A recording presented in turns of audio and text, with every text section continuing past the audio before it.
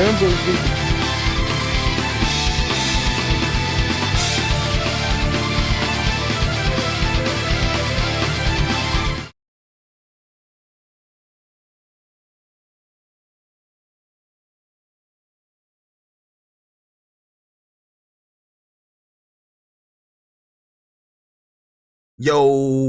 what is up, YouTube? What's up, PlayStation Nation? What's up, PlayStation Podcast is back with another episode 28. Oh man, we are cruising, man. Listen, we are beyond the halfway point to episode 50 for What's Up PlayStation Podcast. You know, just a couple of months ago in August, I think it was, or close to September, we started this podcast, and we've been having a wonderful time hosting and talking about PlayStation every Saturday at 11 a.m. Eastern time. Just talking about PlayStation and getting down to the nitty gritty of the PlayStation Nation, man. But for those people that are new to listening to What's Up PlayStation Podcast, we are a PlayStation centric podcast where we talk about the latest, the greatest, the ugliest news for PlayStation from PlayStation within the week. We don't just talk about the good stuff and the sugarcoat. You know, we give our feelings out here. We speak from the heart sometimes out here. And What's Up PlayStation Podcast. I am one of your hosts, Jay Bari. I got the best lisp on YouTube, if you guys didn't know. And I'm also joined by the host with the most, the King of Queens himself. He was once the COD god, but now he's a Destiny god. He then betrayed COD and went on to Destiny. Gaming. I went back home with Persona, man. Your Persona, what's good, man? Hey, yo, what is good? Yo, Barry, what's up with you, man? How you doing today, man? You good? I'm good, man. I'm chilling, man. It's beautiful Saturday morning. You know what I mean? It's partly cloudy. Definitely. Yo, man, what is good, people? Your boy Persona, Gaming with Persona. The other half of What's Up PlayStation Podcast in the building. And it's going to be another great show, man. Trust and believe. Bari is feeling my woes right now, which I love. With the show outline. It's a great show, though. Trust and believe. It will always be entertaining, like it always is here at What's Up PlayStation Podcast. And we appreciate all the early birds, the lurkers, people that's going to listen to the upload later, and things like that. We really appreciate all of you for being here. And listen, man, we're going to get into it. Yeah, man. This was a rough week for PlayStation news. But we're gonna keep it PlayStation. We gathered up some cool news for you guys to talk about, and we got some fun topics as well to talk about later on in the show. I think last week was a crazy week, man. Like news wise, we had Chandler on. I think that was like a such a great week. That was one of the best weeks. News wise, yeah. The news was like just aplenty. So yeah, every week can't be like that though, right? Yo, also guys, I see you guys in the chat, man. What is up, everybody, man? Welcome, good morning, good night, good afternoon, wherever you at across the globe. Welcome to What's Up PlayStation Podcast, episode 28. By the way, guys, if you guys are subscribed to this channel, we're going to be doing 4 giveaways today, where we're going to be giving away $10 PSN codes, US codes, by the way, US codes. Sometimes when PlayStation know that you treating them right, sometimes they give you little rewards, man. So the rewards points is pretty high. I pretty much got everything I already wanted, so I was just like, you know what, let's give back to the PlayStation Nation. Persona was like, hey, Jay Bari, let's do it. I was like, hey man, Gaming with Persona, yes, let's do it. You know what I mean? So if you guys want to be in the raffle, I guess the giveaway mix up, just type in !raffle in the chat, and Streamlabs is going to recognize you and going to put you in for a ticket. to win one of the PSN $10 PSN cards. So just type in exclamation point raffle in the chat, and then you'll be in the running for that giveaway. You do have to subscribe to the channel, by the way. You have to subscribe. If you're not subscribed, you won't be in the running for the giveaway. All right. But welcome everybody in the chat. Hit the like button, share the stream out. You got the thing working? Is it working? Yeah, it's working. You know what I mean? Share the stream out, guys. And before we start as well, just want to say rest in peace to my boy Dizzy. You know, he passed away. We found out he passed away this week. And he was a great guy in the community. You know, where he did favor Xbox, but he did show a lot of love to a lot of PlayStation guys. You know, he was a very respectable guy in the community. I just want to say rest in peace to Dizzy, and my condolences, our condolences, go out to his family, his wife and his son. So yeah, rest in peace, Dizzy, man. You'll be missed, but you'll never be forgotten, man. But yeah. Yeah, man. Rest in peace to his to him. I didn't really know him as well as you and everybody else, but it's always sucks to see someone lose their life. So yeah, condolences to his family. He's fighting cancer, man. But you know, he was definitely fighting the best way he could, and you know, yeah, those things catch up on you, man. But he was definitely fighting against cancer, man. Strong dude, yo. Yeah. But all right, guys, let's get it popping.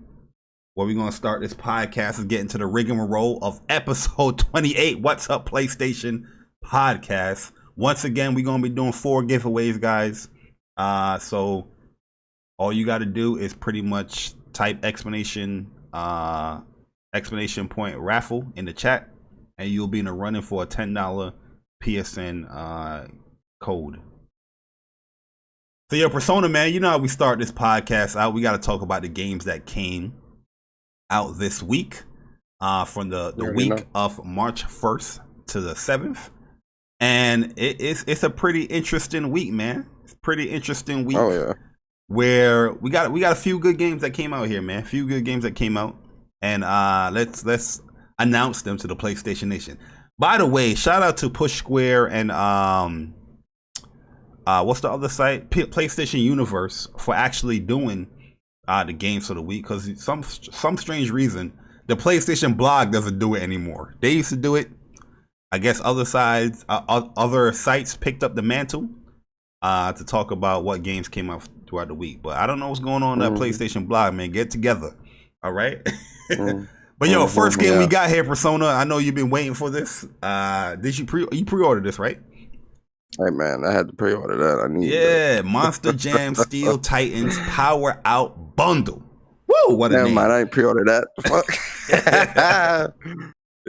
Hey man, you ain't pre-order that, man? What's going on? Hell no. All right, so, and next up we got Ground Zero Texas. Oh man, it's Ground Zero over there. Man. Yo, who's the dev? Who's the dev that created this game? Huh? Hey yo, I was gonna say, man, what's been going on in Texas lately? Yo, that's crazy. Hey yo, real talk. I need you to look up the trailer for this game, and then if it's crazy, put it in the Discord so we can watch that. We got Harvest Moon One World, Maquette, one of the PlayStation Plus games that came out this week, PS5 and PS4. Neptunia, Virtual Stars, Valentine Candy Break, Yakuza, Like a Dragon, for the PS5 update finally came out. I think it came out yesterday. No, it's the second. I'm slow. Look, it came out the second. Jay Bari, what's going on? Next we got Ascend Shaft and the Endless Shaft. Whoa, what a name is that, Persona? Did you? So apparently this is a game from Sega CD. Really? Ground Zero Texas. Yo, they like the Simpsons. they can see the future. Hey yo, bro, peep this trailer, bro. This shit is weird. Drop that trailer in the chat real quick. Hold up, guys. We're gonna look at Ground Zero Texas. hold up. That shit, bro. Drop that trailer, God. yo, look at that, John. Put it in the chat. Look at that. All right, hold up. We're gonna check this out. This trailer is weird. We're gonna check this out. All right, guys, here we go. Ground Zero, Texas. The hell? Oh, this is what. This is back. Yo, a lot. There was games like this back in the day where they did like the real filming stuff. Yeah, Charlie Sheen was in the game. What the hell? When he said this game came out during the Sega Saturn? Like a CD. Oh yeah, Sega CD for sure. It's like probably this one of them Clue games, right? It might be. Yeah, they use like real footage, and then you got to like maneuver around the screen, like go here or like this, go through this window. All right, we ain't gonna stay on this trailer. But yo, that is ground. I'm good, boy. Persona say he good, but he know he pre-ordered the game. I'm good. Hell no. But that was Ground Zero, Texas, right there. I know one of you guys in the chat bought that game, but it's cool. It's cool. Don't worry, nobody's gonna judge you here. Like I said, by the way, guys, if you guys want to be in the running for the giveaway, please subscribe to the channel. You got to be a subscriber to the channel. It doesn't cost you a thing to subscribe. But put exclamation point raffle in the chat, and you'll be in the running for a $10 giveaway. We're gonna be doing 4 of these throughout the podcast. All right, so next game we have is Card Demolition Clicker. We have Cave Bad, Gravifire, Sir Love a Lot. What? Valentine Candy Break head to head. Hold up. So we have Valentine Candy Break, but this time we have Valentine Candy Break head to head. Listen, guys, we don't do this just for the heck of it. We do this for you guys, so you guys can go out and buy these games on the PlayStation Store, like Valentine Candy Break. Okay. Into the heck of it. Into a Dream. Cairo Botica. Then we have Kill It With Fire. Kill It With Fire. Okay, cool. Yo, these names is like hella like. Yo, this one funny right here. Laid Back Camp Virtual Lake Mitosu. March to a Million. Jesus. Male Mole. Immortal Shell Enhanced Edition. So yeah, the PS5 edition came out for Immortal Shell. I know a lot of people. There's a few people I know was excited for that game when it came out. I saw a few people play it as well, and I think you played it, right? You started up on PS4. Yeah. I played it. I put about maybe 4 hours. I remember you talking about it. But now the PS5. It was a pretty good game. Yeah, it's PS5. Well, we'll talk about it later. Yeah, Neoverse, Pocket Harvest, Pro Deer Hunter 2. Listen, confess in the chat. I always wonder, like, who still plays those games, like those bass fishing games and pro hunting games and all that shit. Like, are people still really playing that stuff? Yo, I remember the days of going to like GameStop, right? And and then you will pretty much just see all these Bass Pro, pro hunter. I remember that. And nobody was buying them joints, right? But they still keep getting made, bro. Like bass fishing, deer hunting. I seen remember one bear hunting, all this. Like, who the hell? Like, I'm serious. Who the hell is buying that stuff? I remember I played a demo on like PS1 one time, like the bass hunting, the bass fishing one. Game was garbage. You know what I mean? It pretty much is like a Final Fantasy fishing, but just more like it's more sim with it. It's not as arcadey as like the Ys or Final Fantasy and all that. You gotta really get your baits. You gotta hook your baits. You gotta throw. It's crazy, man. I was like, this game is garbage. Only hunting style game I ever played was Duck Hunt, bro. Yo, facts, man. Yo, was you far away from the screen or you was up close? Tell the truth. When I was getting pissed off, I get up close. Well, you got to like round 8 or 7. Yo, you got a man close. Like, hell nah, yeah, I ain't losing this. Might have fucked up my eyesight doing that. Yo, facts, man. That's how you do it, man. Thanks. Moms come through, like, yo, get away from that goddamn TV. He's like, yo, I gotta. For you mess up your eyes. I gotta get past level 10, yo. My mom used to say, boy, are you crazy? Yo, you had that light gun mad close to the TV and you cooking it like kink, trying to shoot the ducks. Then we have Dreamin' Sarah, Life of a Fly. Whoa. Life Rado, of Fly. yo, Life of a Fly Persona. That might be a fun game, man. It might be a fun game. We'll see. We'll You see. know what I mean? Radon Blast, St. Patrick's Day Break. Whoa. Okay. Oh, yo, that might be. It might be the same developers, yo. You're right, Arcade Man. St. Patrick's Day Break, Valentine's Day Break. What's going on? Somebody, yo, there's a dev out there that's making video games Company shit's out, bro. off holidays. Hey, man, get your money, bro. Get your money, man. Hey, listen, I ain't never mad. Tiny Hands Adventure. Yo, what is going on this week? Listen, the names of these games is out of the control. Yo, man, what is going on, developers? Let's get it together, man. And then we have 2 Point Hospital Jumbo Edition. So yeah, guys, those are the games for the week. I'm pretty sure some of you guys are gonna, go into run on over to the PlayStation store and buy some of these games right here, like March to a Million. I'm pretty sure some of you gonna get that. Male Mole. Pro Deer Hunting 2. I know one majority of this list no one's buying, bro. Nah, there's one person in this chat right now. Quickie platinums, you feel me? There's a person in the chat right now who's gonna get Pro Deer Hunting 2. I can guarantee it. Guarantee it. These are gamers, man. I can guarantee it, man. Trust. Hey, man, if that's what game it is, I ain't no gamer, bro. I'm good.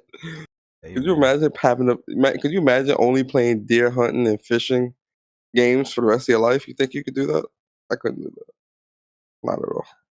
I couldn't. Hold up. Let me do this one more time. All right. 1 second, guys. I'm gonna shorten the time here to 10 minutes. Have it as subscriber only, or subscribe it to advance. Must be a follow to win. Tickets, subscriber, boom, add.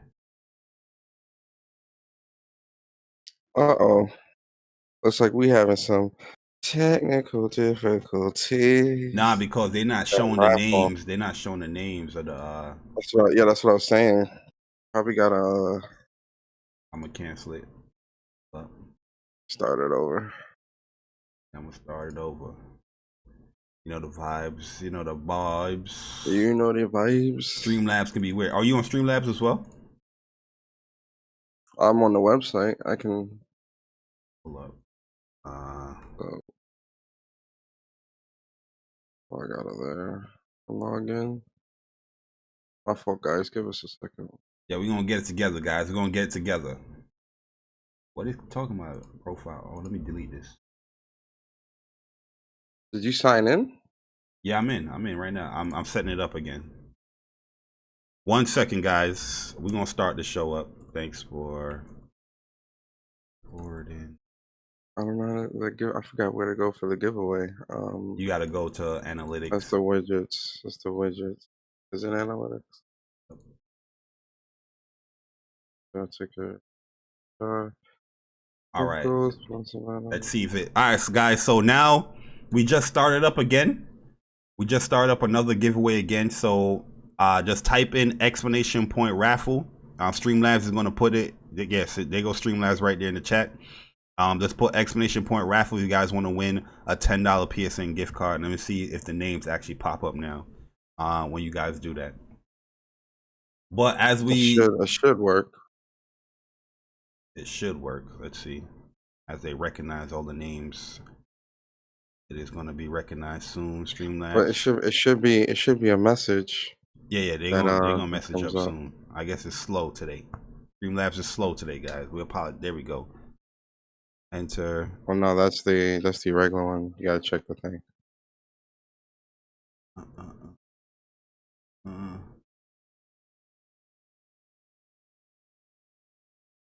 General. It's not showing their names in there. Because normally it will say, "Oh, you got a ticket." Yeah.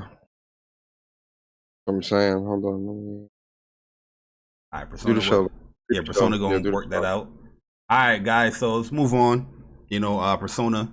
After we give our, let the people know what games came out throughout the week. We always gonna talk about the spotlight game for the week. And Yeah. I start off since you messing with Streamlabs. My spotlight game for this week, once again, guys, is gonna be Ys 9. Go ahead and purchase that bad boy. If you're on the PlayStation 4, the PlayStation 5, it is an amazing game. I feel like if you like Ys 8 or you like any past Ys game, you're gonna really love this game. The story, well written story. The characters. One thing I love in RPGs is like character like growth and progression, and you're definitely going to witness that here a lot more so than in Ys 8, in my opinion. With 9, the supporting cast is great.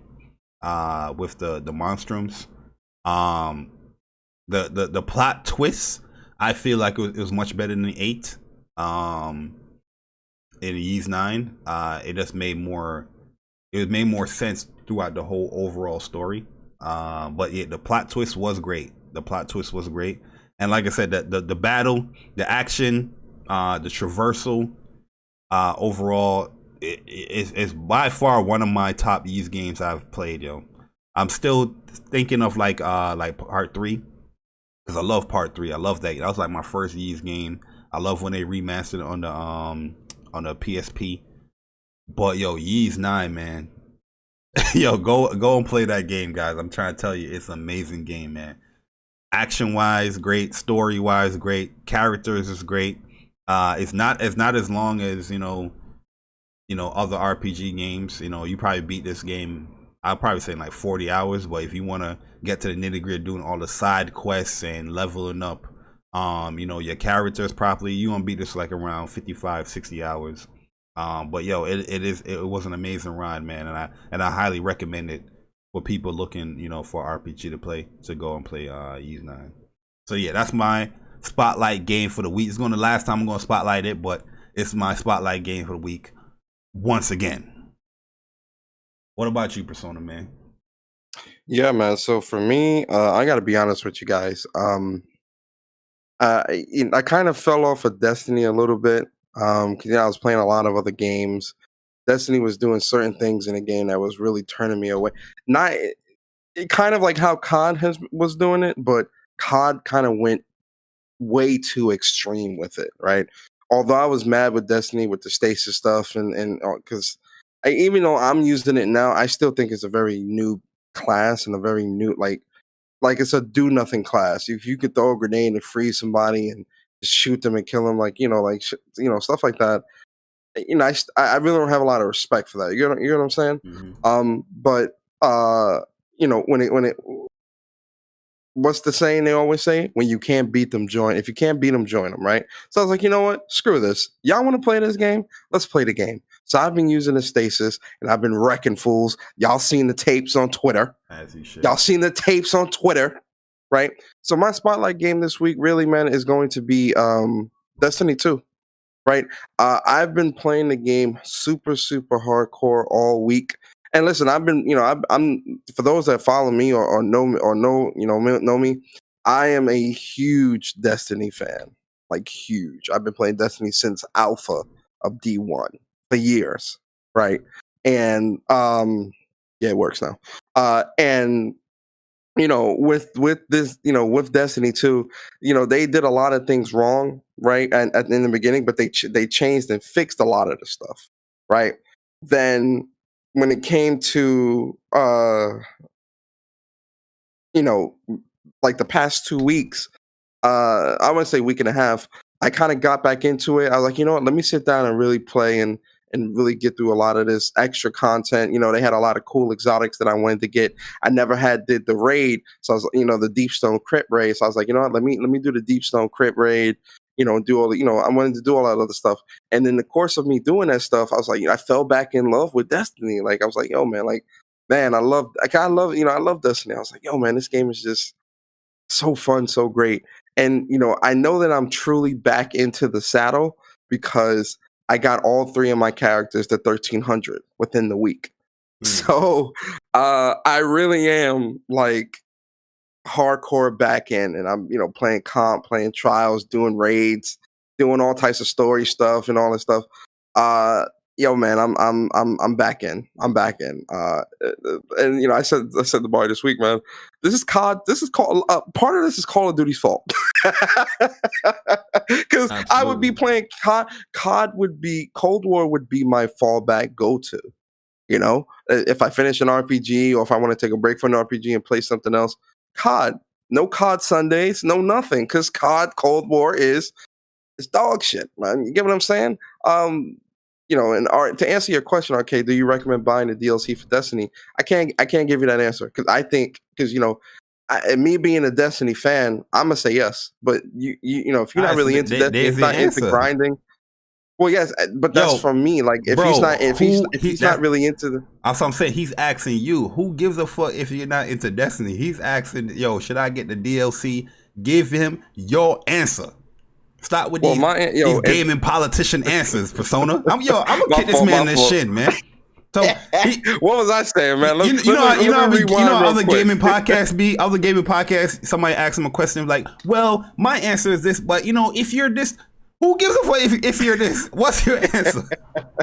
So then let me rewind, because that was a very politician-esque answer. Very disrespectful. Yes. Very disrespectful. Yes, I do think, as a huge Destiny fan, I love the game. I love the content. It's a lot of things to do. The new season just started like 2 weeks ago with Season of the Chosen. So you got the battleground stuff with the Cabal and all that stuff going there. Then you got the raid, you got the story content, you got the exotic quest, you got the Crucible modes. There's a lot of things to do, especially if you've been gone for a while. There's a lot of things that you can do in Destiny right now that's really going to keep you preoccupied for some time, right? So I would say yes. Definitely buy the DLC. Definitely play through the story. Play through the raids and all that stuff. Chase the weapons. Play in the Crucible. It's fun, man. Like, it really is fun. And I'm having so much fun right now. My spotlight is most definitely Destiny 2, man. More so Destiny 2 Season of the Chosen, Destiny 2 Deepstone Crit, which is Europa, which is Beyond Light. Ah, man, it's yeah. I know it's so great, man. You know how I know that you're having fun playing Destiny again, because listening to you talk about it, I know you smiling in the background, like you cheesing, like you getting all giddy. I definitely was. I definitely was smiling because it really is. Bari, you know me since for years. You know how I feel about Destiny. Destiny's always been one of my favorite games. Of the PlayStation 4 generation, Destiny is one of my top 3 games. Or top 5. Top 3, top 5. Top 3 is debatable. Top 5, yes. Yo, Chuck, it's a great game. Man? Flo, the crossplay doesn't come until the fall. Crossplay for Destiny comes in the fall. I will be cutting that shit off. Who gives a fuck? That will be. Yo, listen. Crossplay is getting cut off. As soon as that shit comes in, it's getting turned off. The cross progression is there though. So cross progression. So okay, if you coming from PC or if you want to go from PlayStation or consoles to PC, there is cross save there. So you have to enable it in the Bungie app, and then it'll be cross save. So you'll be able to go from PC to PlayStation and back and forth and keep your progression. So you will be able to. You can do that now, but in terms of cross play, that doesn't come until the fall. Gotcha. So yeah, that's my spotlight. My other spotlight too, real quick. Sorry, Bari. Don't beat me up. Oh no, you good. Listen, Kina. I'm gonna keep. That's gonna be my spotlight till that game release. Kina Bridge of Spirits. This game looks so good. It just looks so beautiful, right? And I gotta say something. It's weird. It's when they showed the new Kina gameplay, and Ember Lab said, "Oh yeah, the game's going to be $40 or less than less than 60, whatever." People were mad. People were mad at the fact that, oh well, this game should have been more. Why is this game this amount of cost this? Why is this game cost less than $60? But then you got games that look like this that cost like. Listen, I'm not going to complain, right? And people don't listen to what developers say. Ember Labs said on their Twitter, this game will be something that you'll be able to beat in a weekend. So, 1, 2, maybe 3 sittings, you can beat the game. So, yes, the game looks beautiful, but it's funny because, Bari, what do people say? Oh, well, the game's not worth 60 because of how it looks. They don't never focus on the content of the game. You know what I'm saying? Mm-hmm. And I'm not trying to say Kena isn't something I wouldn't pay 60 for, but what I'm saying is people get caught up in how the game looks and overlooks the content that's going into the game and only go by the looks. And obviously, we're all human. The looks is what we're all going to see. But, that's the stuff that people tend to judge what the price of the game should be. And, we're going to go into that a little bit later when we have that little one, when that one little talk. But go ahead. Yeah, like when it comes to the crossplay, man, like I'm going to be honest with you. Console players is not trying to crossplay with these PC cheating ass motherfuckers. We just trying to crossplay with other console gamers other than Switch owners. You know what I mean? Because wait, why you say other than Switch? Nah, because Switch owners like these dudes don't believe in getting that dongle to play wired. You know what I mean? You remember when we tried to do that Smash tournament? You know what I mean? God. We put in the rules like, wired up. Dudes want to. It worked Wi-Fi. You know what I mean? That when we get to later rounds, when you playing against somebody, it's lagging. It's lagging crazy. So, Switch owners, we ain't trying to crossplay with you. More specifically, Xbox. That's what we trying to crossplay with. You know what I mean? Switch don't got Destiny anyway, and I'm be honest with you. I'm talking overall, like crossplay. Running Destiny. Oh, okay. Well, I mean, to play devil's advocate, if it was something like Fall Guys. Or something like that. I don't really see that as not even Fall Guys. I don't want to cross play with none of them Switch people. They don't. So they don't listen. They didn't go and buy the dongle. Did you buy the dongle? The Yes, I do. Exactly. Yes, I have. But you ask majority of the Switch people that bought a Switch, they playing in handheld mode. Who the hell wants to play with? It's like playing with somebody playing a fighting game on Wi-Fi. You know what I mean? Yeah. Listen, man.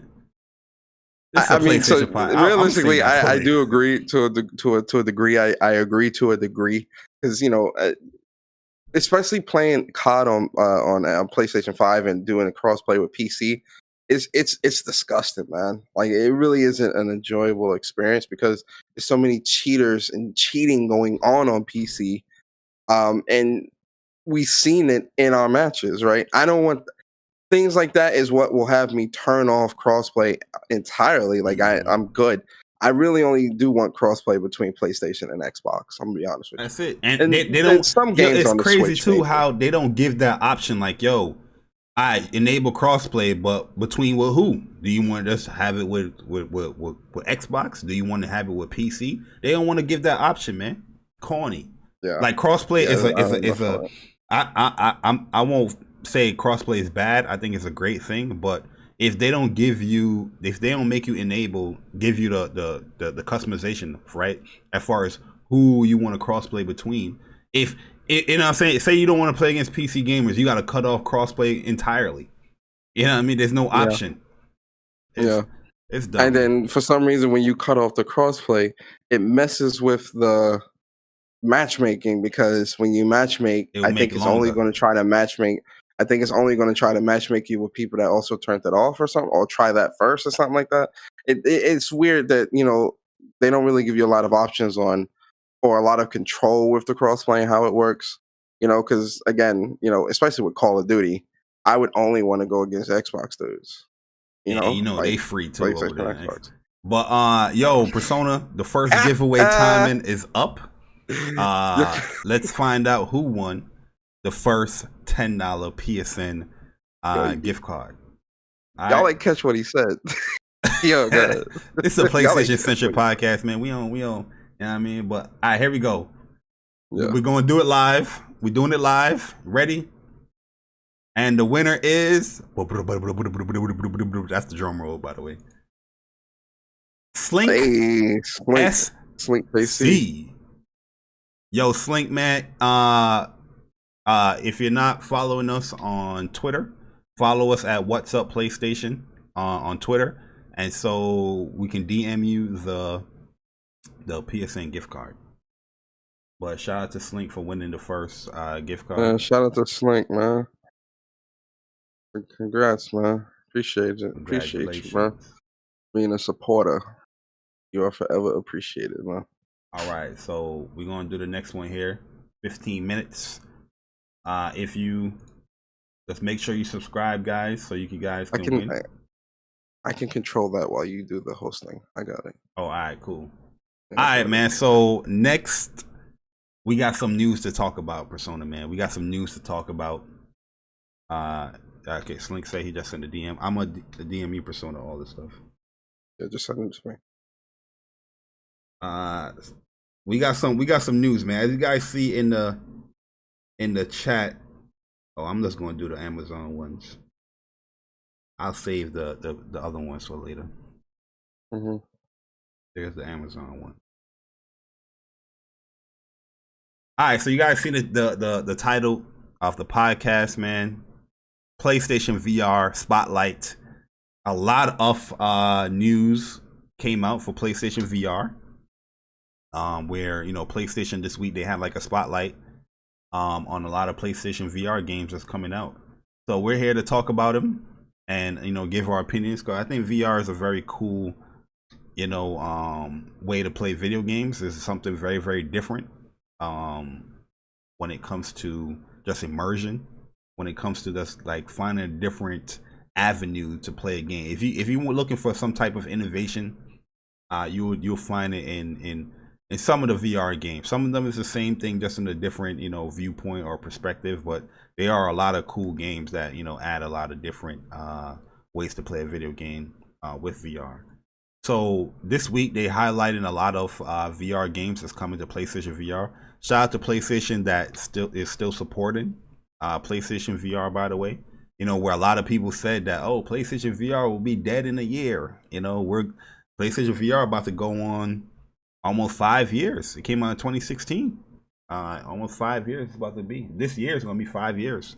PlayStation VR been out, and yo, really 5 years? Jesus. Yeah, man, and it's still cool to see that they still have games that's just dedicated to VR. So I was gonna say, man, because I was looking through like all these games and looking at these announcements and stuff like that, and I'm sitting there and I'm like, yo, it's crazy how with PlayStation, they really are doing a good job of supporting all sides of the playing field, right, Barry?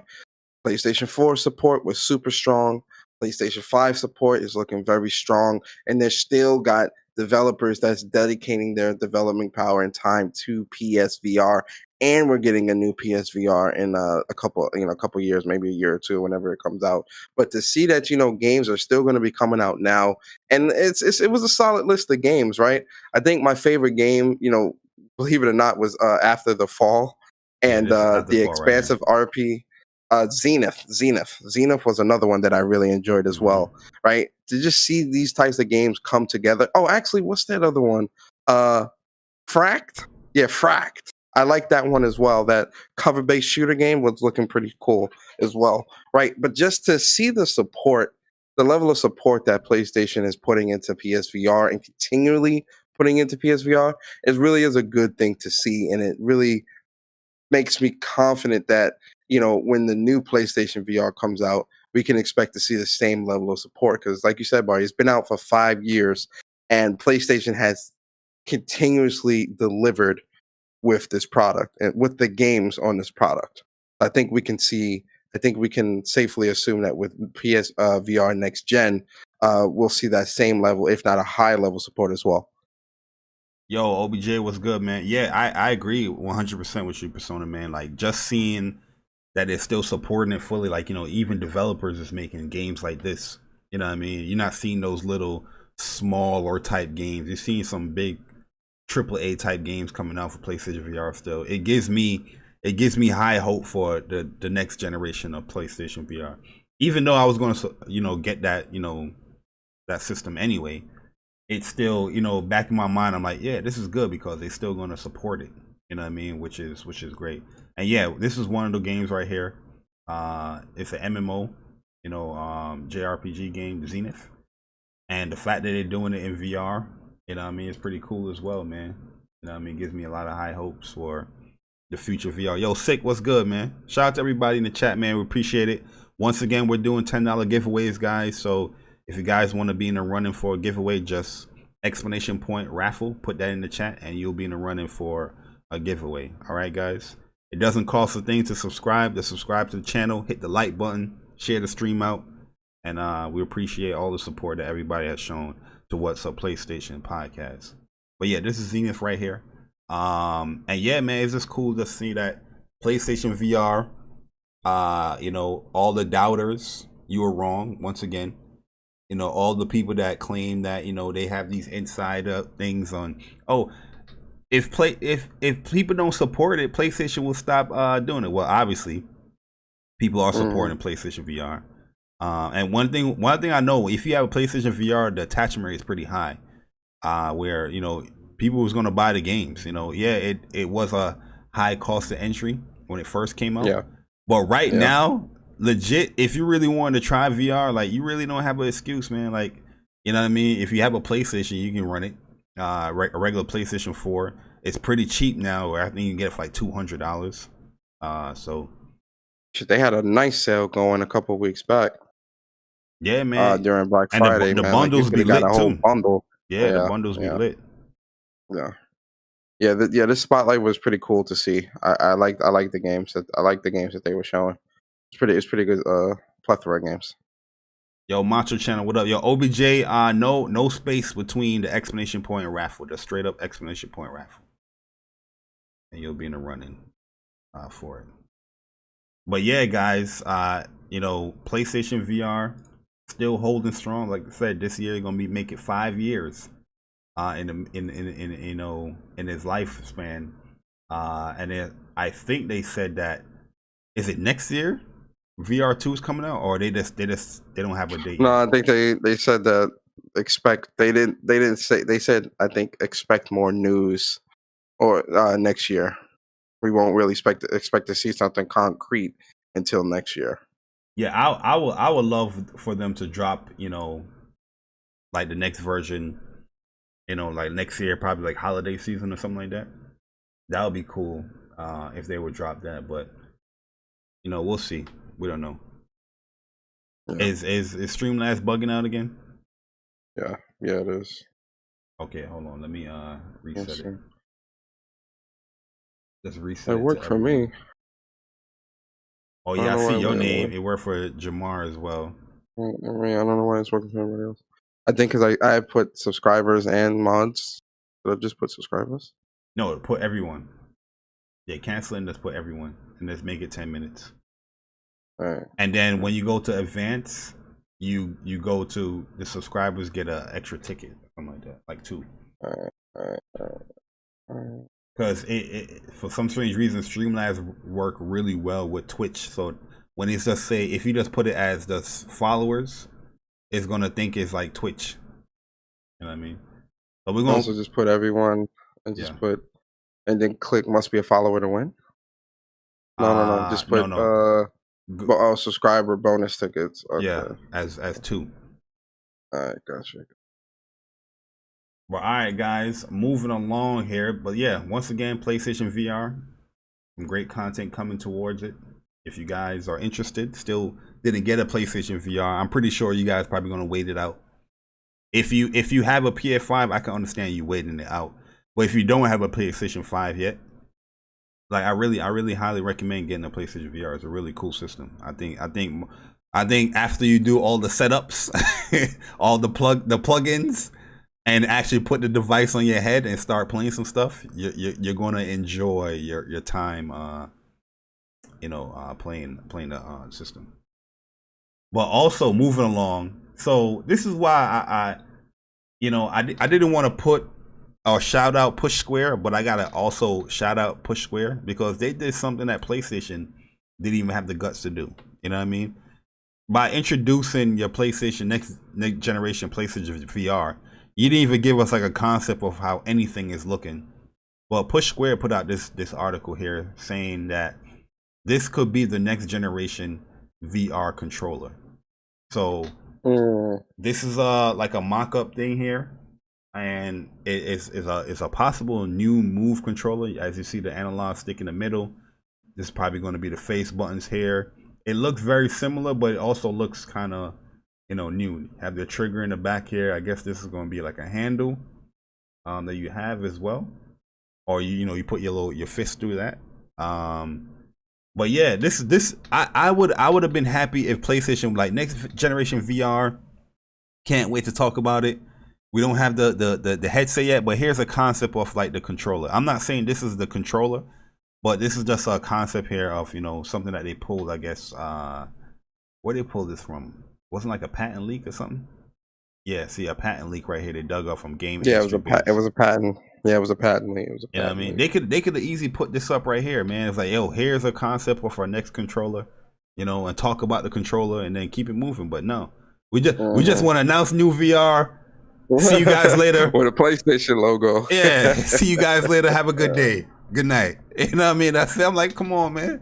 You know what I mean? You could do better than that, man. But this looks pretty cool, man. It looks pretty good. I like the Move control. I know a lot of people dog it, but when you play PlayStation VR, the Move controller definitely comes in more, handy with a lot of stuff. Been using the Move since PS3. The funny thing, my PS3 Move was working with the Move here with PlayStation VR. I obviously got the new one as well, just in case, but it was still working. So yeah. I think the patent looks pretty cool. It looks like something that you're gonna be able to like wrap your hands around, kind of like Joy-Cons a little bit. Yeah. But and I'm only mentioning Joy-Cons in terms of the functionality of it, in terms of wrapping your hand. You know how like if one person has one Joy-Con, you have the other. You wrap your hand around it, and you can use the analog and all that, and do stuff on the side.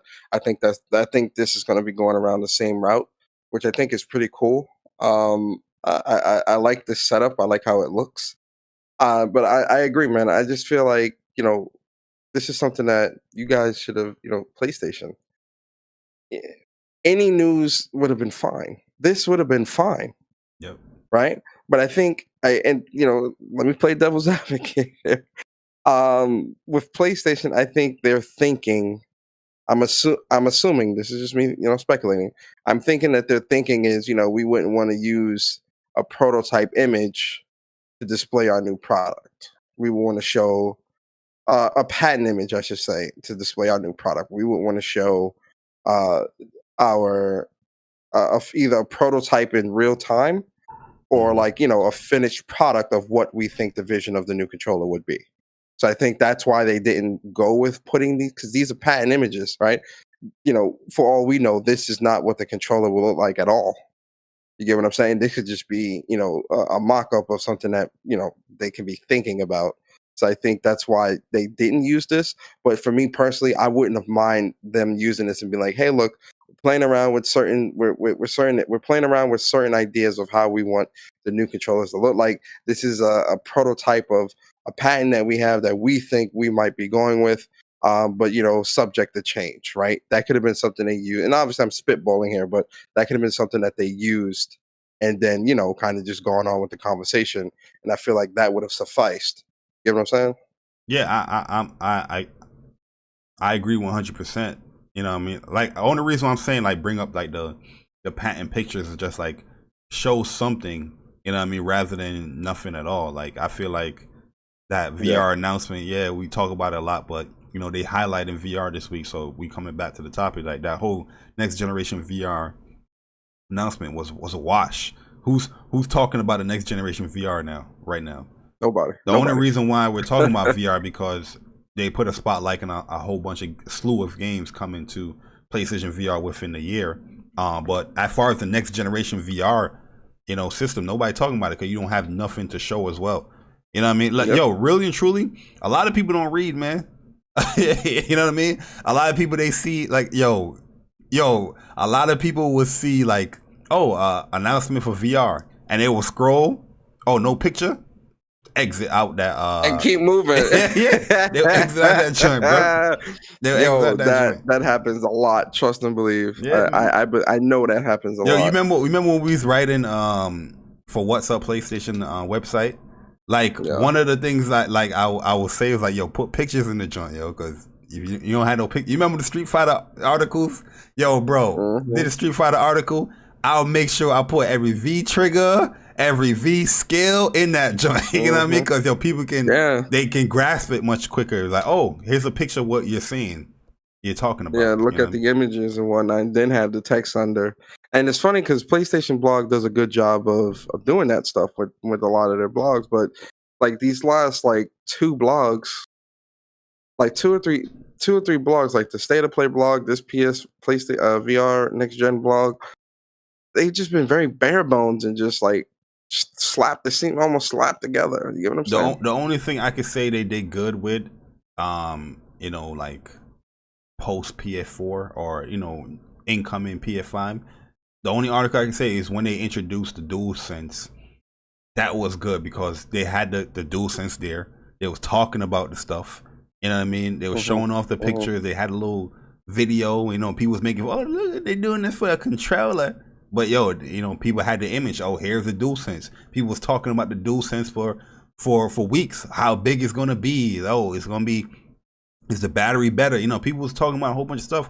The PlayStation VR stuff came out like 2 weeks ago or last week, and nobody talking about it. You know what I mean? Nobody talking about it. So it came and went because it really was. To be honest with you, it's nothing to talk about. Really, it wasn't.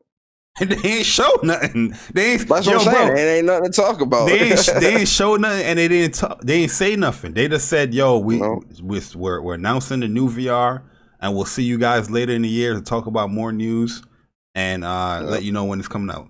Have a good night." Oh, it's gonna be one cord, and it'll have DualSense features, and that's it. That's pretty much it. It's like, yo, bro, what? That's what I remember I was saying before. At least show us the cord. Yeah, like let me see the cord or something. Yo, but getting back to some positive news here, Persona man.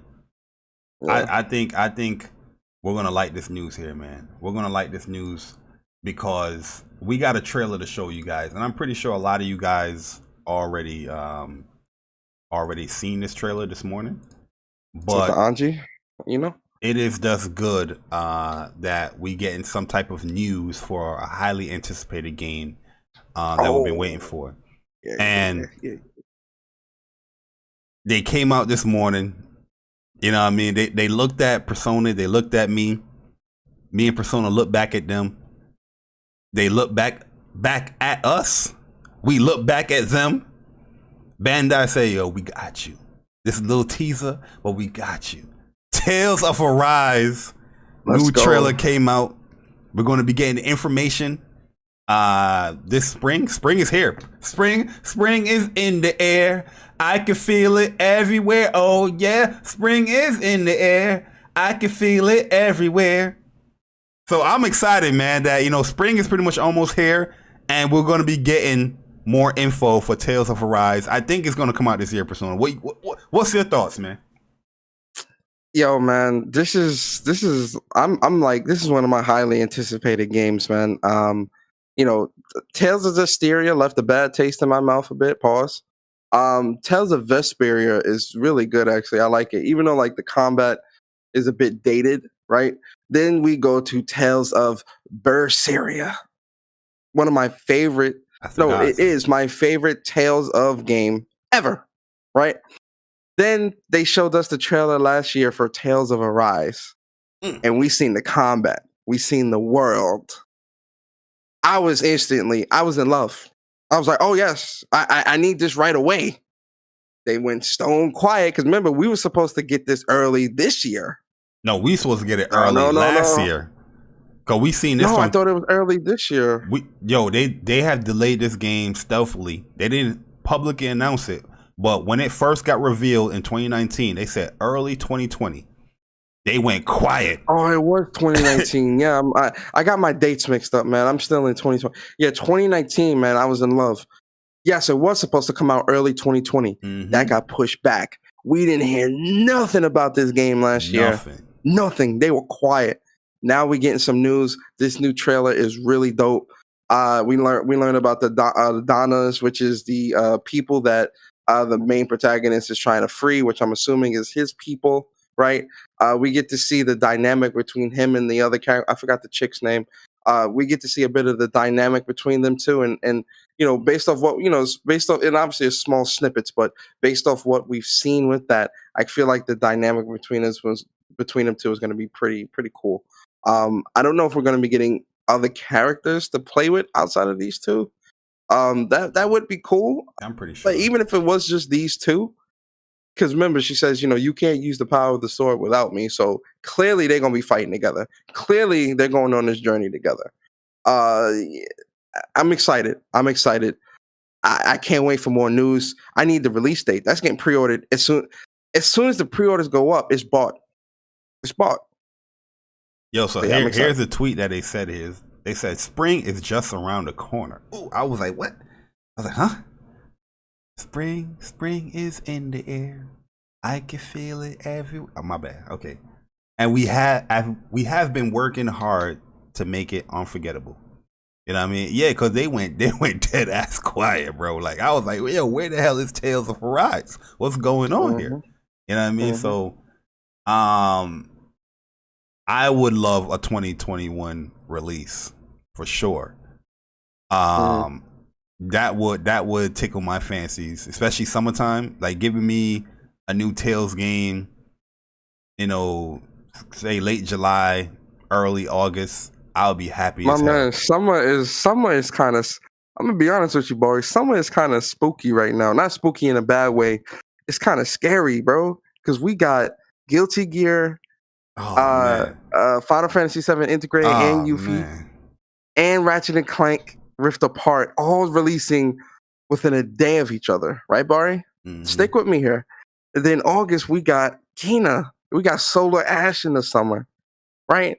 Tales of Arise in the summer, yo, that is gonna be the most packed summer I have ever witnessed, man. Packed. Yo, Chris Ratchet, what's good, man? Yo, speaking of that Persona, man, let's get into it, man. Cause PlayStation, we have a dilemma over here, man. We have a dilemma over here at the PlayStation Nation, due to the fact that we found out that a certain game got delayed, a certain game that I was very, very excited for. I'm sure you're excited as well. You know what I mean? Waiting for this game, but difficult decisions is being made, Persona, man, and. As you said, Guilty Gear has a new release date, giving PlayStation gamers a huge dilemma. You know what I mean? Dear customers, Persona, Jay Bari, talking to you.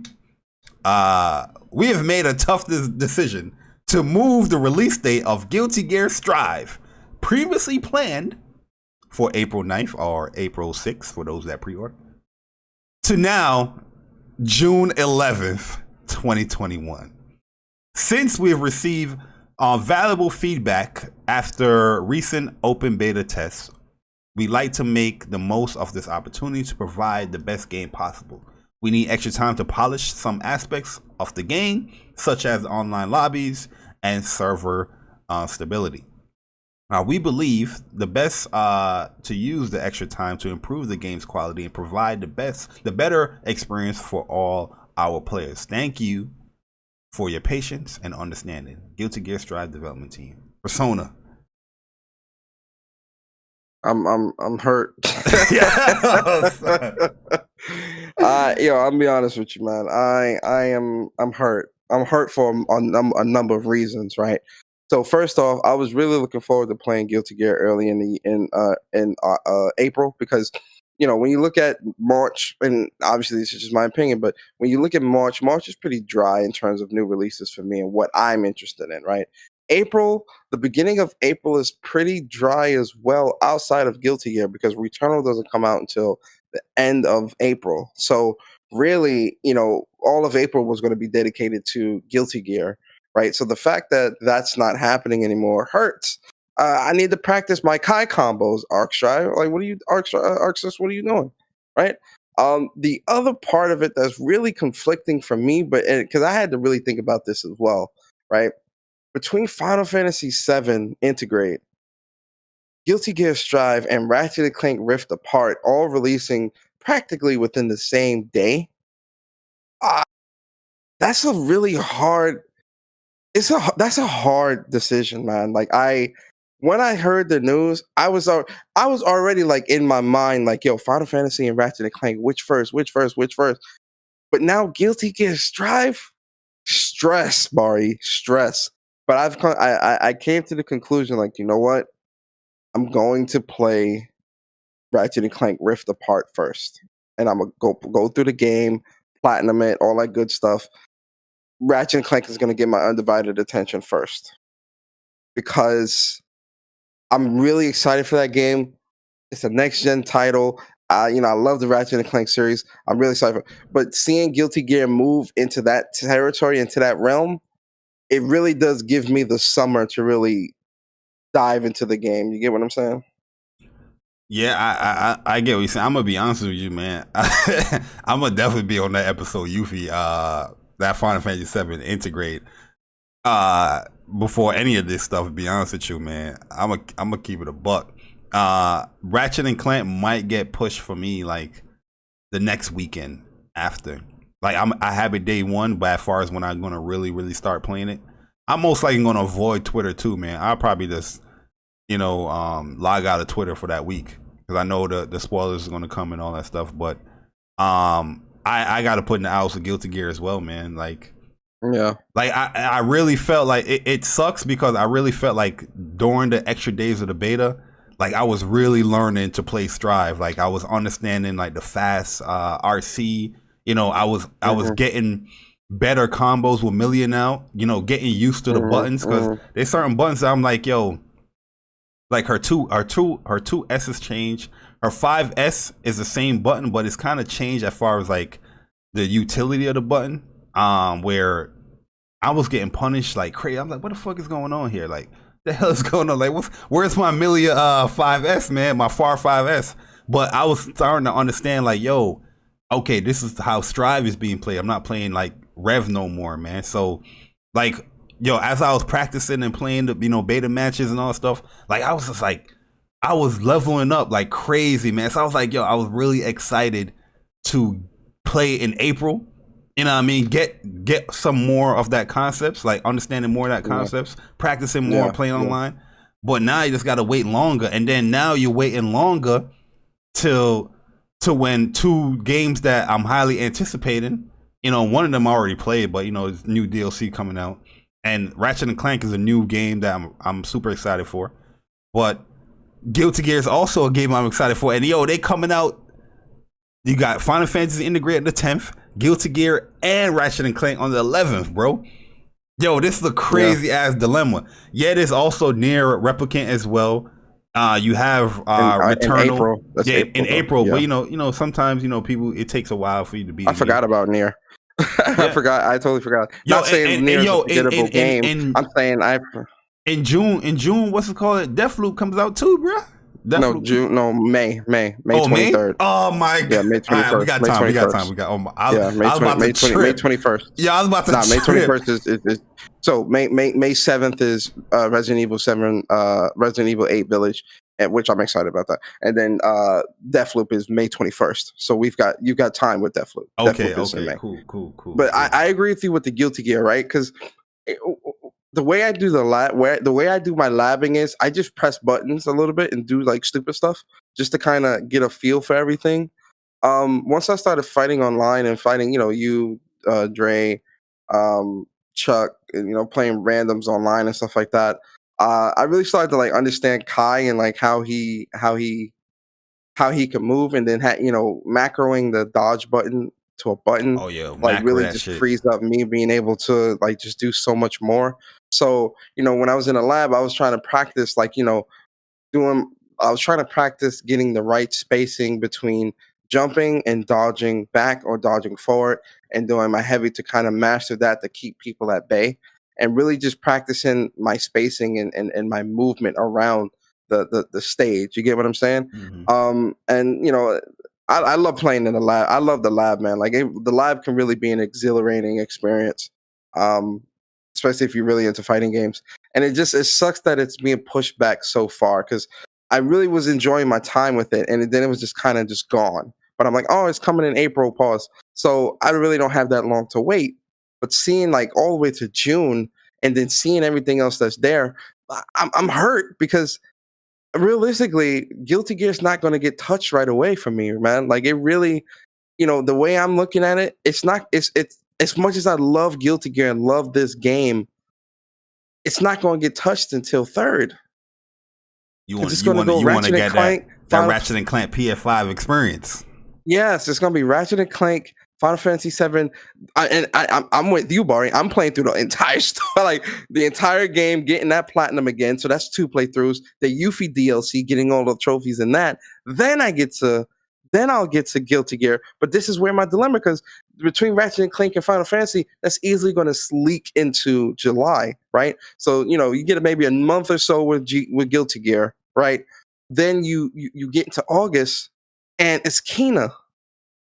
So it's like, I'm not really going to be able to spend a super long amount of time like how I would want to with the game, because there's other games coming out around it that I'm going to want to finish and beat. And then who's to say that Nier, because between Nier, Resident Evil, and Deathloop and Returnal, those are definitely going to seep into June as well. So that's going to push the timeline back for me as well. You get what I'm saying?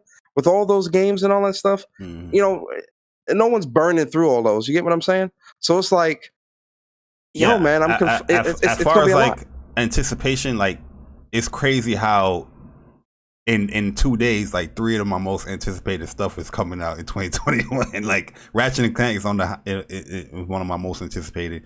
Guilty Gear, one of my most anticipated. Now the newly, now Final Fantasy VII Remake Integrate, most anticipated. Like that is just wild right there, bro. Like my mind is like just exploded. Like, yo, bro, I might have to take a week off or something. Like, you know what I mean? Yeah. Like, I want to announce the winner of this raffle, the second one. Oh yeah, go. It was close the Pug. entry.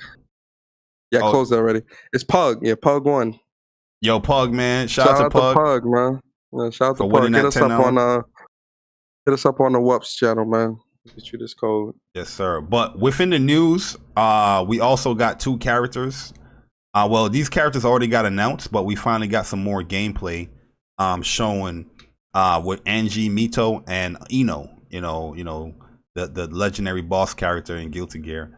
But Angie looks pretty much look the same. It looks pretty good. I never really used this character before. I never liked his design as far as like a character, but looking at this trailer, this latest trailer, definitely a character that looks dope, man.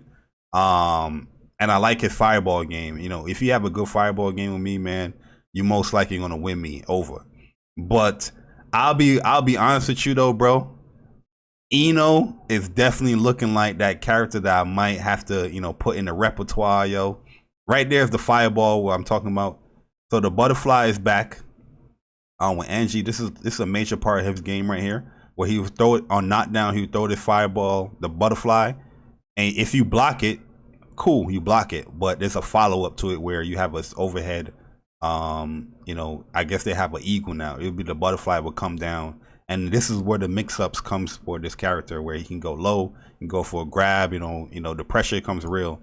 As you see, he went low right there, clipped her. Then you got to get super. You know what I mean? Dangerous character, man, when you get knocked down.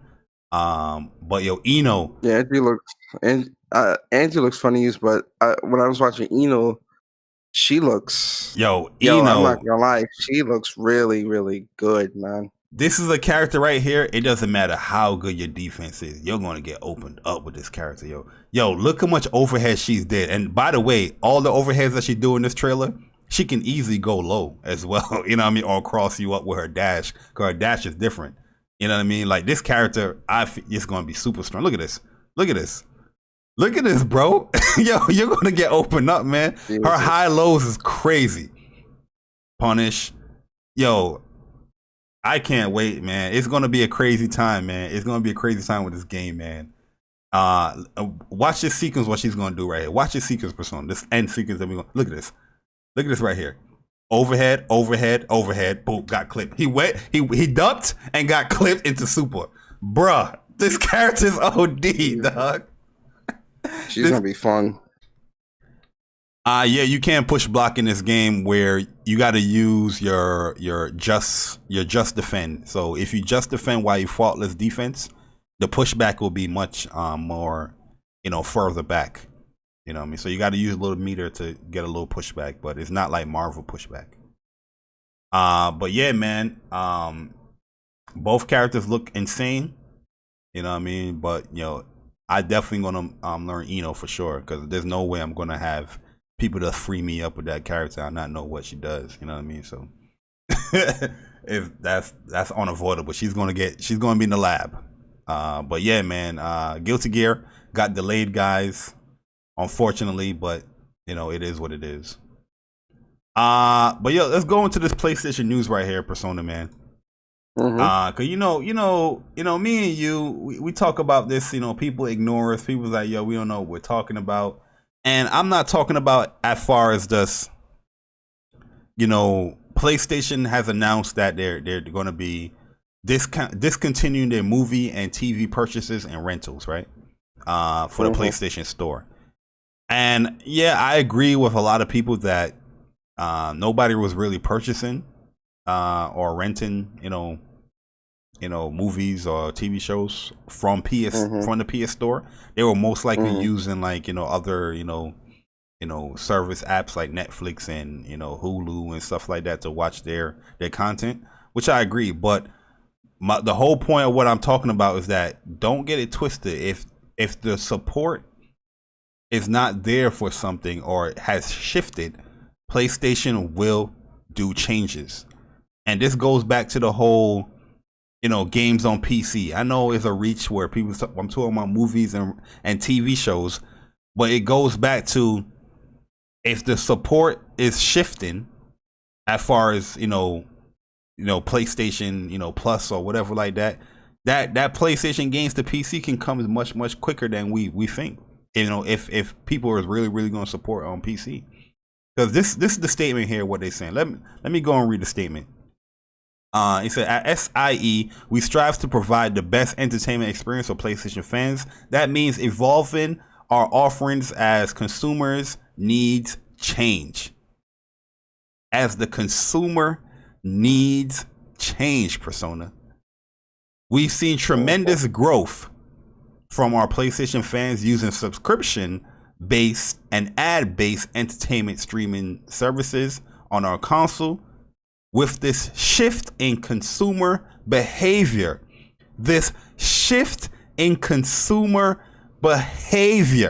I just want to highlight these key words what we're talking about here.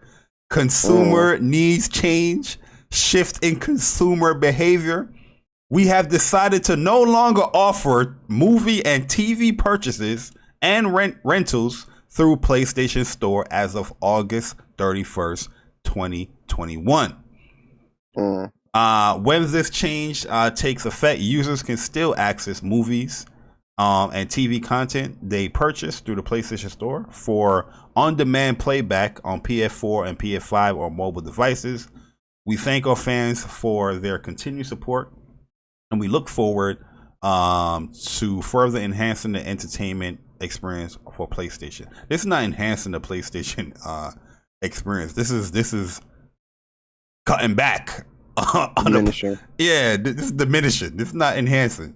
But the point I'm making here, yes, PlayStation is discontinuing their service as far as purchasing or renting movies and TV. But I want to further this conversation as far as we've seen this before, where the shift in consumer behavior will have PlayStation change their stance on a lot of things. Look at PlayStation Vita. A lot of people that the first party games wasn't getting support like that. What they did, they cut first party support. You know what I mean? PlayStation View, even though PlayStation View, they weren't getting the channels that it was getting. They didn't get those deals in as far as Viacom and stuff like that. That got canceled out. Because the support wasn't there. Rightfully so, but the support wasn't there. You know, but I'm just saying that, you know, the shift in consumer behavior is definitely going to happen when it comes to this whole PC to PlayStation 4 exclusive to PC. That shift of consumer behavior will happen. Will it be as great as, you know, something like this? I don't know. We'll see. But I just want to put that in people's brain that don't get it twisted out here that you think, oh, it's just 3 years, 2 years down the line, you know, games going to PCs, no big deal. Oh, that shift in consumer behavior, consumer needs has changed. We'll have PlayStation changing up real quick is what I'm trying to highlight here. But what's your thoughts on this, man? You know, first thing I want to say is the third raffle is going on right now, guys. So hit exclamation raffle in the chat if you're trying to win. Listen, I'm gonna say it like this. It's Bari. We've been talking about this for a year, man. You know, we've been talking about this for a while now, right? And you know, with the whole thing, with the whole Days Gone stuff a week ago or so, you know, my mindset is this: PlayStation's going to do what they do, right? They move the way they move based off the consumer reactions and how consumers feel. How willing are consumers willing to accept the changes that come down the pipeline, right? Because, you know, as much as people aren't buying movies and all these other things, you know, I'm not gonna lie, I don't buy shows and movies through PlayStation either. I haven't for a while, right? I used to rent like a couple back on PlayStation 4, but I don't, you know, I don't really do that anymore, right? But this highlights a point that obviously you've made, right? PlayStation is willing to make changes and moves that is going to that they feel is going to benefit them in a manner of, oh, well, you know, the consumer's not really supporting this or not really putting any time into this, so let's move on, right? Not saying that, you know, they would necessarily say that with PlayStation, but it solidifies the point that, you know, that move to PC, part of that is listen, a shift in consumer behavior. Before I even utter what I'm about to say, let me just let y'all know, it's gonna sting. You understand? But if it don't apply, let it fly.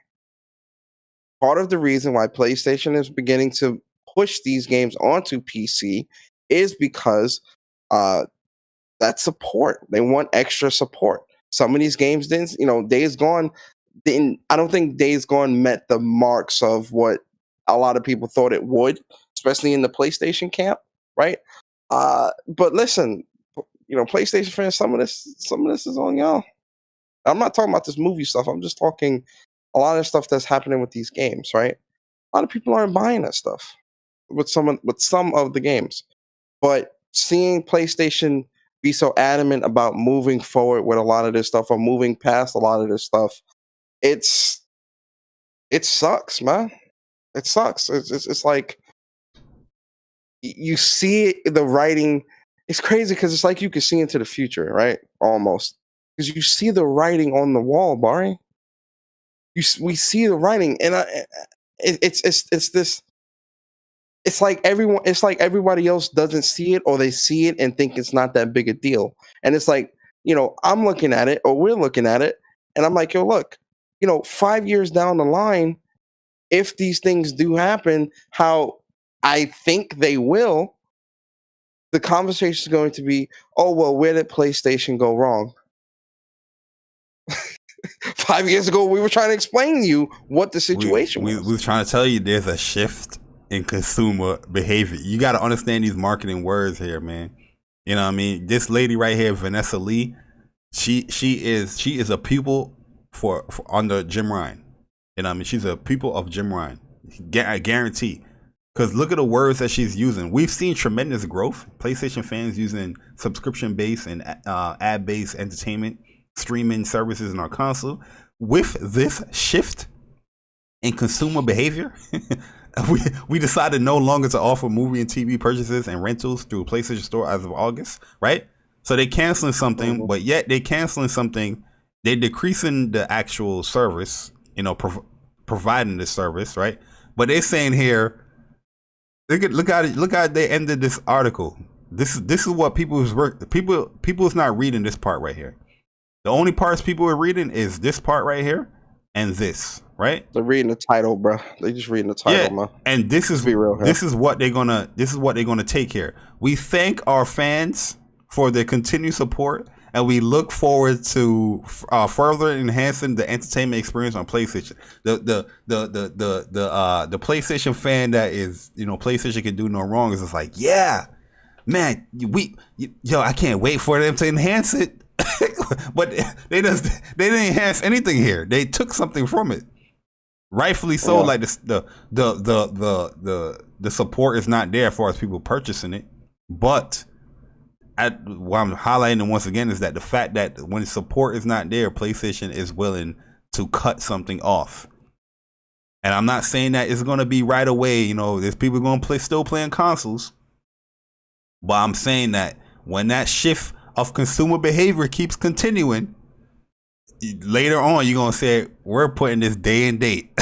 You're going to start seeing this stuff. Because especially you see all these people crying about $70 games. Mm-hmm. You're definitely going to see that. You're going to see an article with the consumer needs change, where people are not purchasing consoles as much as they are now. And we see the growth in PC market.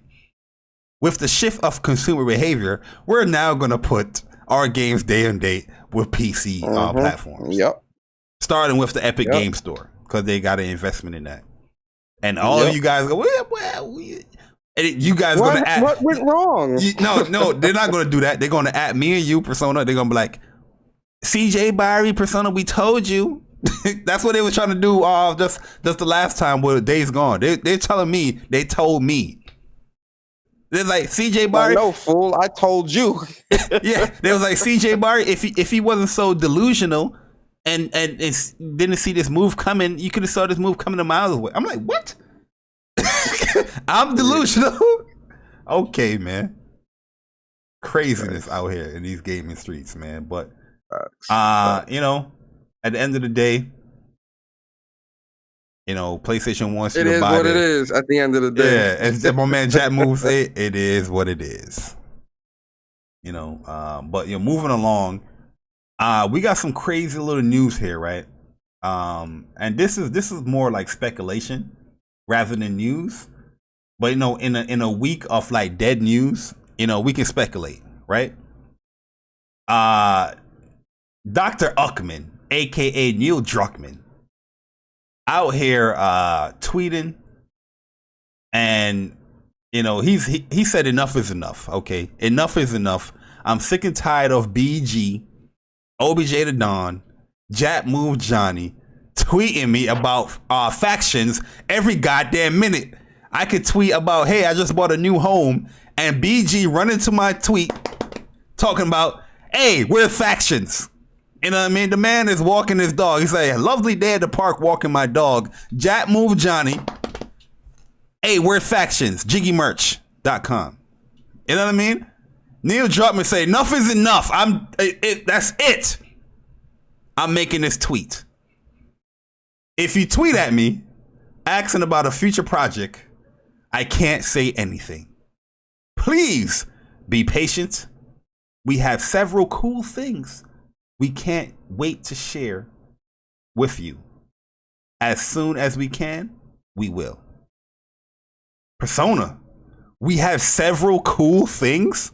Are they talking about a new Last of Us Part 2 t-shirt? Are they talking about factions? Hey man, they better not be talking about no damn t-shirt. I tell you that. They better not be talking about no damn t-shirt, man. That ain't happening. You understand? And I hope it's factions, because or a PS5 update. No. I'm greedy. I want both. I hope it's factions and the PlayStation 5 update. That needs to be out. We're coming up on a year. That needs to be out. There's no excuses for that. Neil Druckmann, Naughty Dog, I love y'all. Nah. Yo, you might have said a key word right there, though, bro. Coming up on a year. Yes, we're coming up on a year. That might be the key right there. It might be year anniversary. Here's the PS5 edition with factions multiplayer. Yo, that would be. Yo, if they do that, This is That'd be speculations, so by the way. lovely. This is not fact, guys. Yeah, this is all speculations. No we're just facts. speculating No off of the tweet because he's saying about any future projects he can't talk about. He said, "Please be patient," which is understandable. But you know, he's saying we have several cool things. You know what I mean? But So several. See, I hate to do this, right? But we're gonna do it. Right? Let's play the what ifs. Right? several is more I than hate one. to do this. Several's more than two. Because he could have said we have a couple of cool things. Because a couple, and listen, guys, we really are like we're really splitting hairs here, right? But you know, several, like you know, Neil Druckmann, he's a very articulate person when it comes to his words. So you know, the use of several instead of couple leads me to believe that there definitely might be more than even two things. Because again, several is more than two. A couple is two. A few is like three or four. Several is obviously. That's why it's going to be a lot of. It's going to be a lot of small updates in there. You know what I mean? Yeah. But I would love within those small updates, you know, you have a PS5 edition and factions as well. You know, be there. But we'll definitely see, man. He out here letting people know. He say he's sick and tired of BG, Jap Move, OBJ on these tweets. You know what I mean? Yeah, every day I wake up, bro, and I scroll on Twitter and I see a tweet from Neil Druckmann. I see BG in that motherfucker. Like, yo, factions? I'm like, yo, he tired of y'all, man. He tired of y'all. But yo, one of these days we will have Neil Druckmann on here. You know what I mean? I'm speaking it in existence, that he will come on there and talk about some cool stuff with the What's Up PlayStation crew. You know what I mean? So, you know, with y'all support, that will happen. Hit that subscribe button. It will happen. Trust. And a lot of people's asking why there's no super chat button. We got to hit a certain goal before we can do that. All right. In other words, get us to 1,000 subs. Yes. Do I think the factions will be free, or the PS5 or they will be free? I think the PS5 version will be free. I don't think factions will be free. I don't think. Now so. Let me actually. Okay, now let's play that game, Bari. Let's play that game. So say factions isn't free, right? And they release factions and it's $30. You think it'll be a backlash? There's going to be a backlash if it costs $5. You know what I mean? It don't matter what price it is. You know how this gaming, you know how the gaming streets are, man. But $30, hey, that's cool with me. You know, if it's a well flushed out multiplayer like, you know, the first one, you know what I mean, with a few additions here and there, I'm all for that. You know what I mean? And if it's like PS5 ready to go, you know, 60 frames, you know, cool stuff in there. Hopefully they don't add no weirdo, you know, summons. You know, Last of Us got summons out. If they add stuff like that, I'll be like, yeah, I'm good. And hopefully it's not an old damn PC as well. Cause if they put factions on PC, talking about here's a PC version of factions coming with the PS5 and PS4, I would not support it. I would not buy it at all. Because I'm not buying no crossplay game, Sony made game with PC, and I gotta pay for Plus. I'm sorry, I'm not doing that. You know? Oh, you think let's if you are a first party game release, and it's multiplayer and it's on PC and play, I'm not supporting it. I'm sorry. I'm not doing that. Oh man,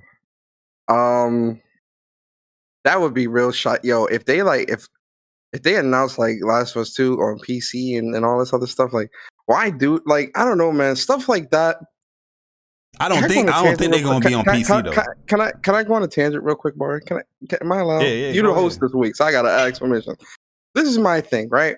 And this goes back to something that I've said. And first of all, let me put this definition in the chat, man, because definition of several, right? Is, they don't believe you? Listen, man. So, this is my thing, right?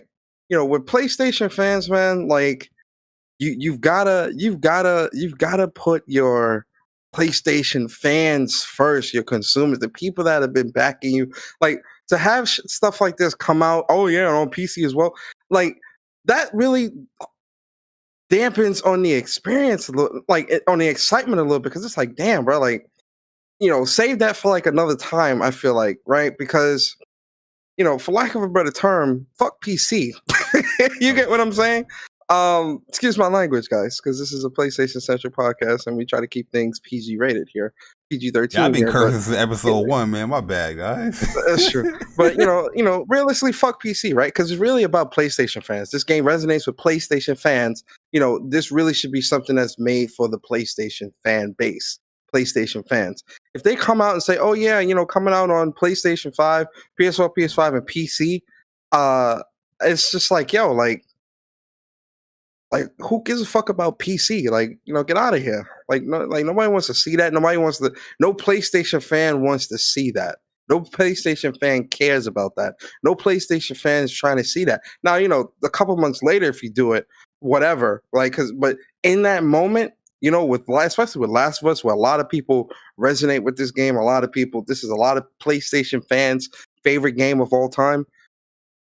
Don't add that, coming to PC bullshit in there as well. Like, don't do that. Don't do that. Mm-hmm. Like, if Naughty Dog PlayStation, if y'all listen, don't do that, because you're gonna kill the excitement a little bit for a lot of people. I'm just saying. Okay. Yeah, I agree, because I wouldn't get it. If it's separate too, I wouldn't get it. If it's a bundle with the PlayStation 5 version, like everything free, I wouldn't play it. I'll probably play it. Now that PS5 upgrade, 60 frames per second, maybe 4K, because Naughty Dog are masters at like developing, man. Like, they're masters at this shit. So I feel like them getting that PlayStation 5 hardware and like really knocking down, like touching the game up or whatever. We saw what Insomniac could do. I'm scared to see what Naughty Dog is gonna do out here, bro. What? Oh, listen, man. Yo, man. I'm scared, man. I'm scared. Naughty Dog PS5. Sheesh. I can't wait for that, man. But yeah, I would love a Last of Us Part 2 PS5 update. If Factions is free, then hell yeah, I'm gonna play that. You know what I mean? But if it's a separate thing and if it's PC, I wouldn't do it. But regardless, when it comes out, if it's PS5, PS4, I'm all in there with Factions, man. Because I love Factions in Part 1. It was a cool game. We had fun playing that. I didn't play as much as a lot of people in the community, but don't get that twisted. I will bust your ass. In Factions. Light work too. And yo, we play more interrogation than anything. Because that mode is just the best mode in Factions. Anybody else playing that TDM shit, don't listen to their opinions on Factions. No disrespect. But somebody gonna get mad. Like, what the heck? I played the regular one. I'm just joking, guys. Relax. But let's talk about this game right here. 2021, bar. You're not allowed to joke. Yeah, let's talk about this game right here, man. The Mighty Fight Federation, because they added Bloodstained Miriam to the game, and a lot of people have been tagging me about this game. Power Stone on PS4 or PS5. It's out right now. I didn't really do any research on this game, looking it up, but I know there's a lot of fans of this character Miriam here with Bloodstain's Ritual of the Night. But this game, I think it came out the week before. It's available now on PS5 and PS4. So yeah, they added a whole bunch of characters from other series of, like, I see some Transformers stuff here. Sonic Mania, Ruby is in here, and they added it, so it's like Power Stone. It's like a beat 'em up type. Oh, and it has rollback netcode too. What? Really? Oh, what? I might have to check this game out, man. Very interesting. Once I see the rollback netcode in there, comprehensive tutorial and training modes. What? Oh shit! What? The Mighty Fight Federation is playable with up to 4 players. The console crossplay ensures that epic chaotic clash can take place locally or online. Comprehensive tutorials and training modes mean players of all abilities and fighting game background can hit the ground running, while veteran fighters can be sure. Yo, this is what they wrote here. Can be sure they are landing every punch in this balanced and highly competitive brawler, thanks to its rollback netcode. Who's the developer of this game?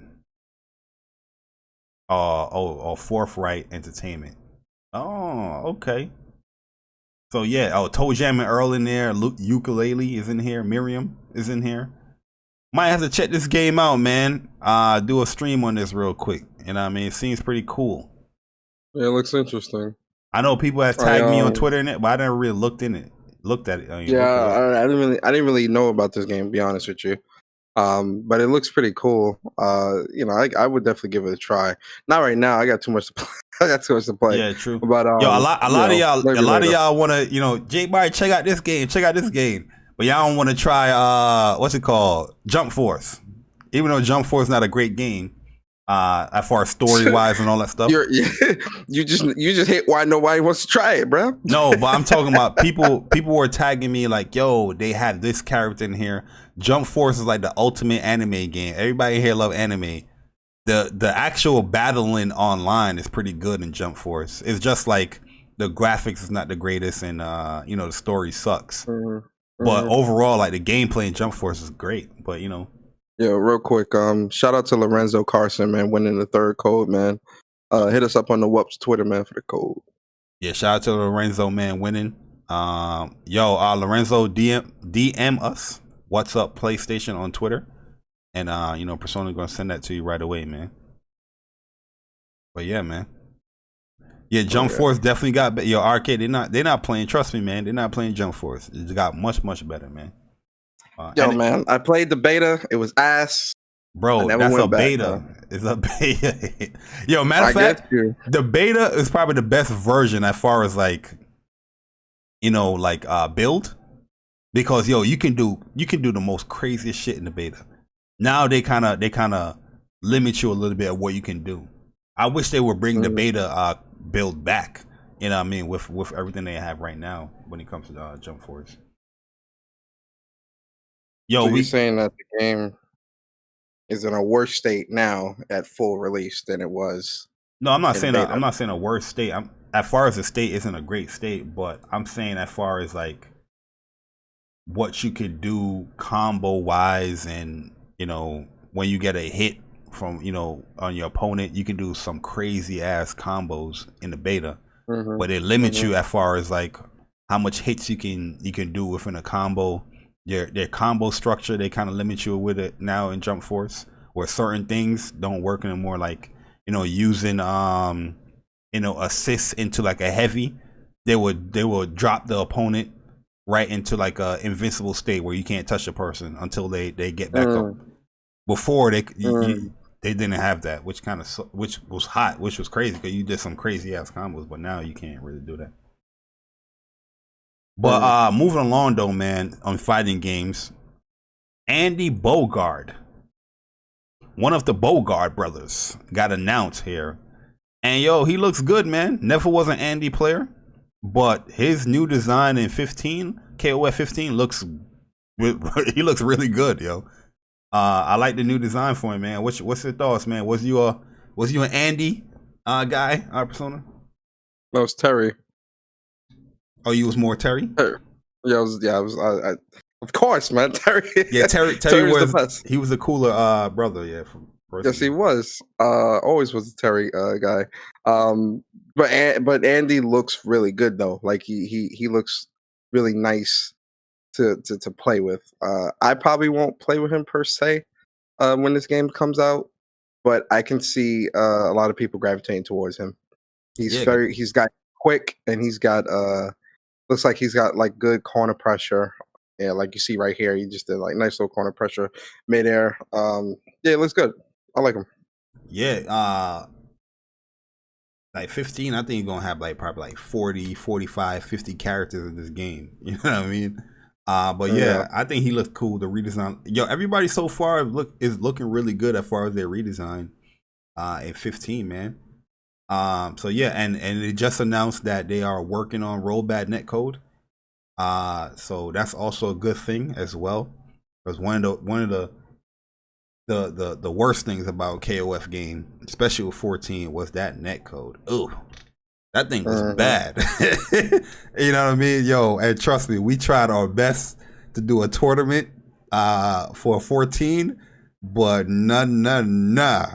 Yo, it was not happening. It was not. That lobby was garbage. Hey, yo, it was so bad, and like we didn't even have a whole lot of signups. It was bad. Yeah, we didn't have a lot of signups, but yo, dealing with these lobbies, man, is part of the pain as well, man.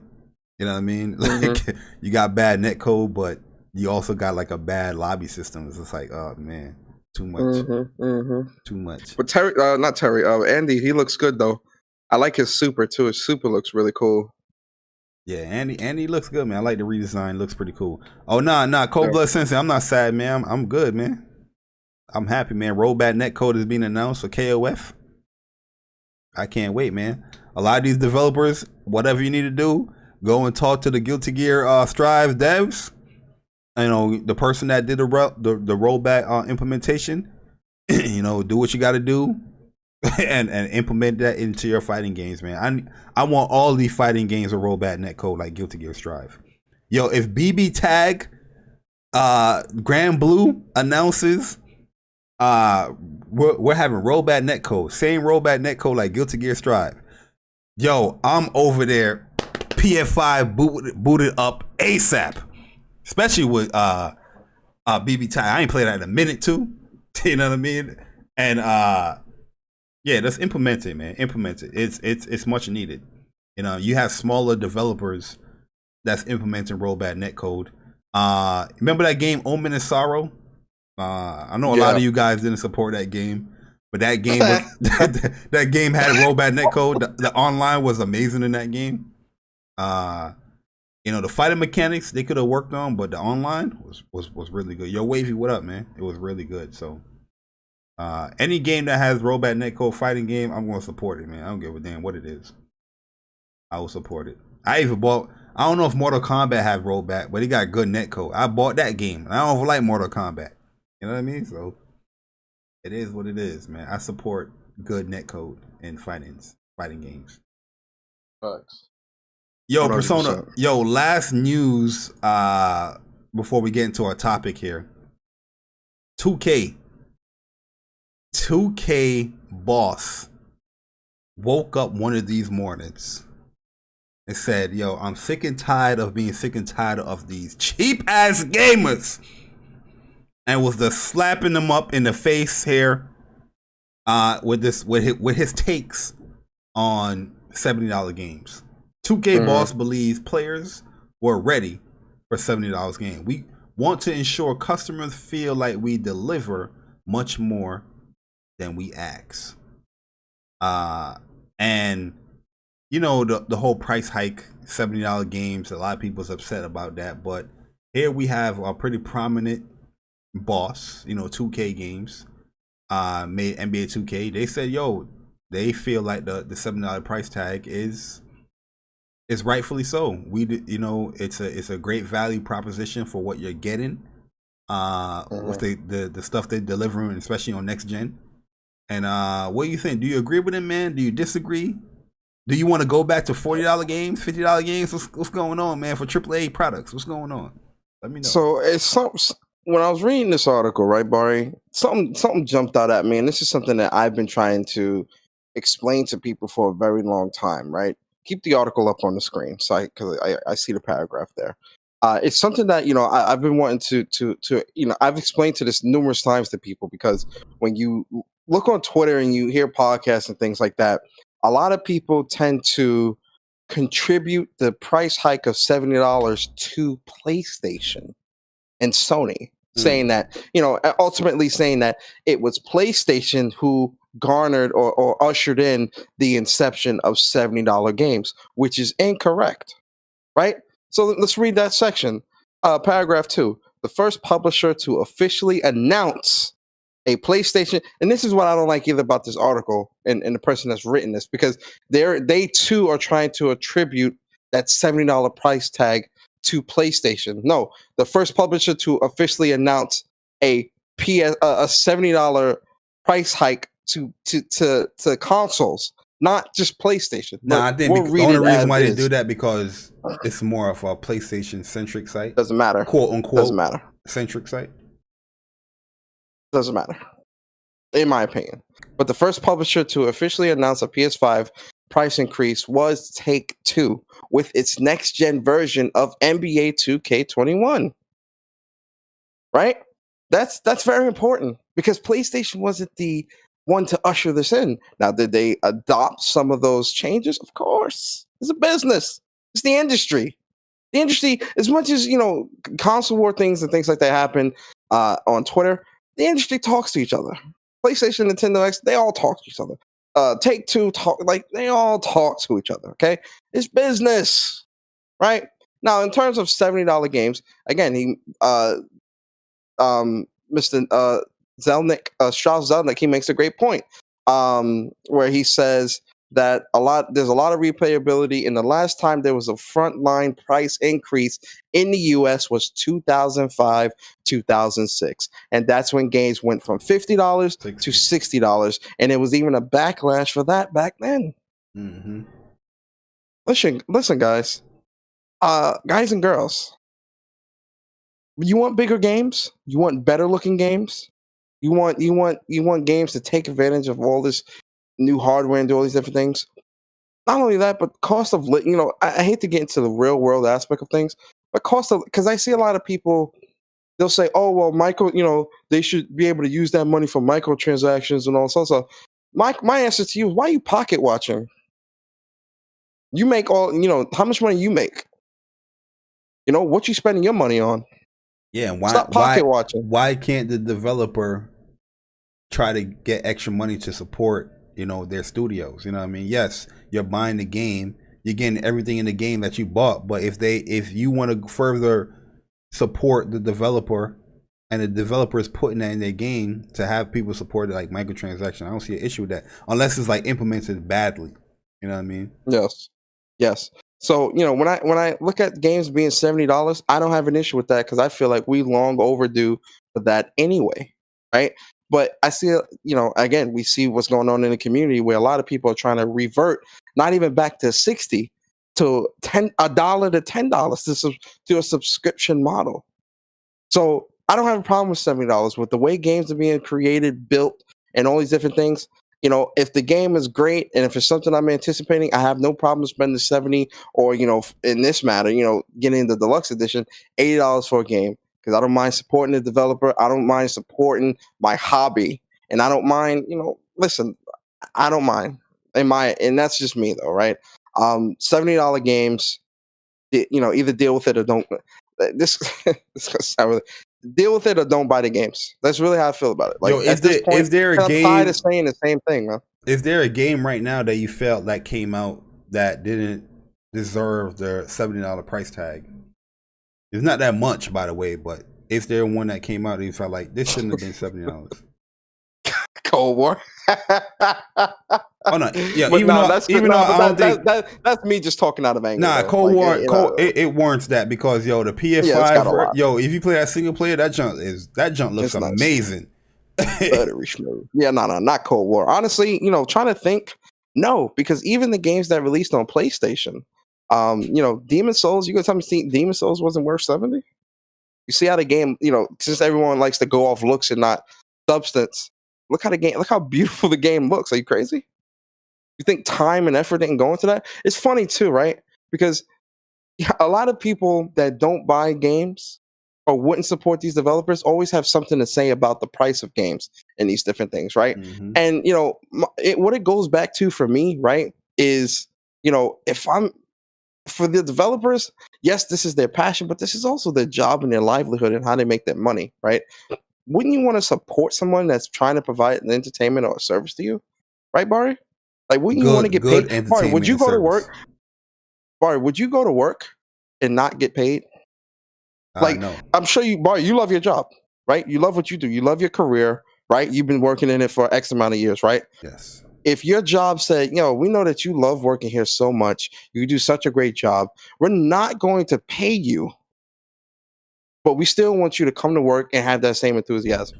Would you? Would you even go to work if you wasn't getting paid? I love IT. I love my job. If my job's like, hey, look, man, we ain't gonna be able to pay you, but we still need you to do the work. Kiss my ass. I'm not coming in to work. I want to get paid, right? That same thing applies here. Do I still right? get my benefits?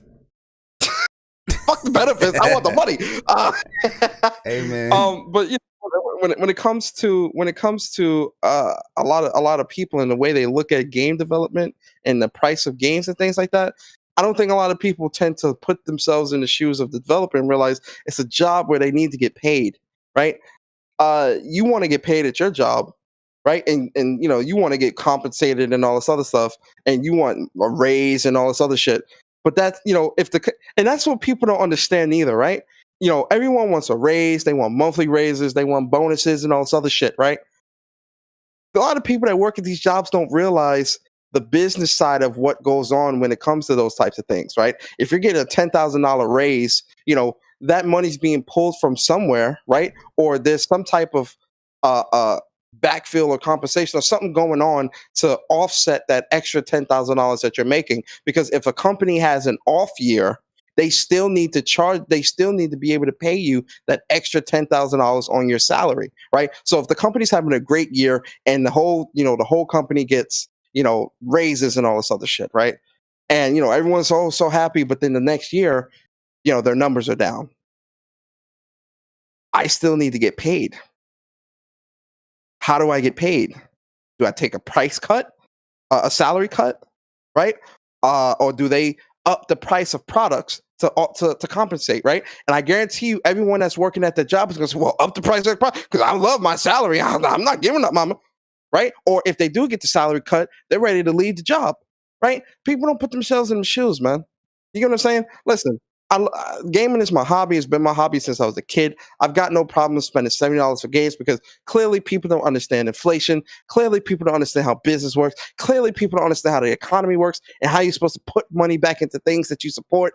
Clearly people don't understand that. All they see is that it's $10 more and what's the worth for it. And it's like, go read a book, go educate yourself and understand why inflation and things like that need to happen. Just like minimum wage needs to go up to $15 an hour so that people can live and have a chance to pull themselves out of poverty or whatever the case may be. Well, games need to be $10 more so that they can compensate the developers, so that developers can create bigger games, better technology, and do all these great things that people keep saying they want from games that they still don't buy anyway because they're cheap and don't want to buy the games. Returnal's the perfect example. A developer that was making 2D games, that was making something very, on a smaller scale, that's trying to level up and elevate themselves and create something that's bigger, better, but still has the Housemarque feel. And people are saying, oh, well, I don't think that's worth $70 because what? Because it's Housemarque? Because of the games they made in the past? People can't level up? This man preaching. I'm done. This man's preaching, man. And the fact that they want to increase the minimum wage. Why? Because the cost of living is increasing. You know what I mean? The cost of development is increasing. And like exactly. I said, if like a developer is delivering a product or a service, right? If that product or service is not up to standard between that consumer, then yeah, I get why, people won't support it. But at the end of the day, it doesn't negate the fact that that person didn't go through all the, the cost of developing what they put out there, to warrant that price what they're putting their product out for. You know what I mean? Whether if it's good or bad is up to the consumer to find out. But the process of creating that product is increasing. So therefore you see a price hike to try to, alleviate that. But Jamar, real quick, big congrats to my boy Jamar Bates, the best mod on YouTube. That's a fact. That's my shout out to Jamar intro right now, man. The best mod on YouTube. That's a fact. Yo, shout out to Jamar, man, winning the last $10 PSN code. Yo, bro, hit us up on the WUP's Twitter channel. Yes. On Twitter, and we'll send you that code, man. Yo, shout out to Jamar, that's our last code, guys. We all out. Yeah, that's the last one. We gave away 4 $10 PSN cards. And it's good to see my man Jamar win one of these, man. He's always in the chat supporting, right there, doing the mod duties. You know what I mean? When you bless that man with that mod status, he's a mod. He will snipe your ass if you're doing anything crazy. He greets everybody wonderfully. Yo, that's a dude right there. Yo, Jamar deserves more than what he just won. To be honest with you, but we'll be hooking Jamar up soon, man. Trust. Yeah, man. Yo, Jamar, he be in my chat. He be in your chat. He be in the WUP's chat. Yo, man, shout out to Jamar, man. Like, he definitely is a fire mod, man. Yeah, he say what up to everybody. He keep everybody in check. Yeah, man. That's the real talk. The PlayStation Nation, we need to come together one day and hook my man Jamar up, man, because that man is a really good mod, man, for real. Much appreciate all the work that you do out there, and congrats on winning, man. Small little token, $10, but more is coming your way. Trust, more coming your way. Facts. But DM us on What's Up PlayStation on Twitter, Jamar, and Persona's gonna send you that code right away. Also, guys, let us know if the code works, and you know what I mean. More. Yo, and I'm gonna say something real quick too before we get into the topics. Yo, the reason why we do this stuff is because we care about the community. You get what I'm saying? Sir. Especially with me and Bari, man. If you guys were following us during the TOA days, you guys were getting over because we were giving away full-fledged $60 games. I remember I had bought a copy of Persona 5. Bari bought a copy of Persona 5. We bought COD, Horizon. These games just came copies of Horizon we gave away. Yo, no bullshit, guys. Yo, listen, real quick, story time. Me and Bari and it was Chuck, and we were planning, the tournament and whatnot, right? And so me and Bari, we were buying. I think we bought 3 copies of Horizon, 3 or 4 copies of Horizon Zero Dawn a piece. And this is when the game just came out. Yo, we were giving that stuff away for TOA prizes during the TOA tournament days. Yo, I remember when Injustice came out. Yo, legit, I remember we got about 5 copies of Injustice, giving them just away. Persona, we gave away a lot of copies of Persona 5. I had bought 3 copies of Persona 5. Yo, 2017 was wild. Yo, cause we was just doing, we was doing game, because that's before PlayStation took that off the Amazon. You could actually buy the digital game. Yeah. Yo, and remember, because we were doing that, and then we was also funding the tournaments. Yeah, $300 prize pots. y'all don't understand. And it wasn't one tournament a month. It was 3-4 tournaments a month. You know what I mean? So yeah. It was a lot of money getting dumped that year, man. Oh, Wavy say you want a copy of Watch Dogs? Yo, I'm telling you, man, we was giving away mad. Yo, 2017, 2018. Yo, we was giving away $50 PSN cards. Bro, it was crazy. It was. You was getting blessed, man. You was getting blessed, and this, I was getting blessed. It wasn't just TOA; it was our own channels as well. We was doing that. Until Chuck one day, Chuck one day in the morning, he was like, "Yo, guys, I need to talk to y'all. Y'all gotta stop. Y'all gotta chill." Nah, Chuck had a point. It's like, because then people gonna just start, they're not coming for the content stuff. Yeah. But no, I like doing the giveaways and stuff. I'm not saying that he's gonna do it every time, but there's certain moments where you feel appreciative. You're just like, yo, man, thanks for supporting What's Up PlayStation podcast, man. Appreciate it. It's just like what I did on Christmas. I was giving away those codes. It's just it's Christmas time. You like Cold War OBJ? The story in Cold War is pretty good. I'm not talking about the multiplayer itself. It doesn't feel like a Treyarch game to me. It feels like a copy and paste of Modern Warfare. That's a faster Modern Warfare, and I don't like certain Yo, implementations. Cold War is such a huge letdown, bro. Yeah, like That's certain like a multiplayer, bro. Bro, always when it comes to Treyarch is just like, yo, okay, Activision, no, we're gonna do this. It doesn't feel like this with Cold War. It's like, yo, we just succumb to what Activision wants to do. Like every other COD is always some type of new mechanic that they bring when it comes to Treyarch. They didn't bring nothing new with this COD. They didn't bring nothing new. It was just a copy and paste. You know what I mean? Like the game, the guns feel good, but then the net code is off. And then the higher you... and that's the crazy thing, bro. Like the guns and stuff like that are on point, bro. Like really on point. A lot of the guns are great. You know, there's some guns that need, you know, obviously we all know the shotties and the what's that other gun? The marksman rifles. The marksman rifles, but when it comes to like a lot of the other guns, man, they're pretty solid. Yeah, the maps in Cold War is not bad. I don't think it's bad as Modern Warfare, but the older maps that people's always going to want to play the older maps, and sometimes the map rotation is just off. You know what I mean? Yeah, you have like, you might have a favorite map, but you might not get that in your rotation to vote on for like a couple of matches. You know what I mean? There's times, and then this whole skill-based matchmaking is killing. Skill-based matchmaking is what's killing multiplayer on COD. Yeah, like OBJ. I don't know what's your up against noobs. I don't know what's your KD, saying, OBJ. But if you level up, you're gonna feel us. Keep getting better in that game. You're gonna understand. Skill-based matchmaking is killing the game. Persona knows, man. I tell you, man. Like, yo, the higher you level up, witnessed it. Yeah, we've witnessed it playing. Like, the higher you level up, the worse your connection is gonna be, or your bullets is not registering the dudes. But if you stay like under like a 1 KD or just above a 1 KD, oh man, it's gonna feel great. It's gonna feel great. Oh yeah. He said, "Hey, shout out to Link." Shout out to my man Link. Yo, Link. Link. Link. We had mad fun playing with Link, but Link didn't have the same KD we had, right? Link was like a point.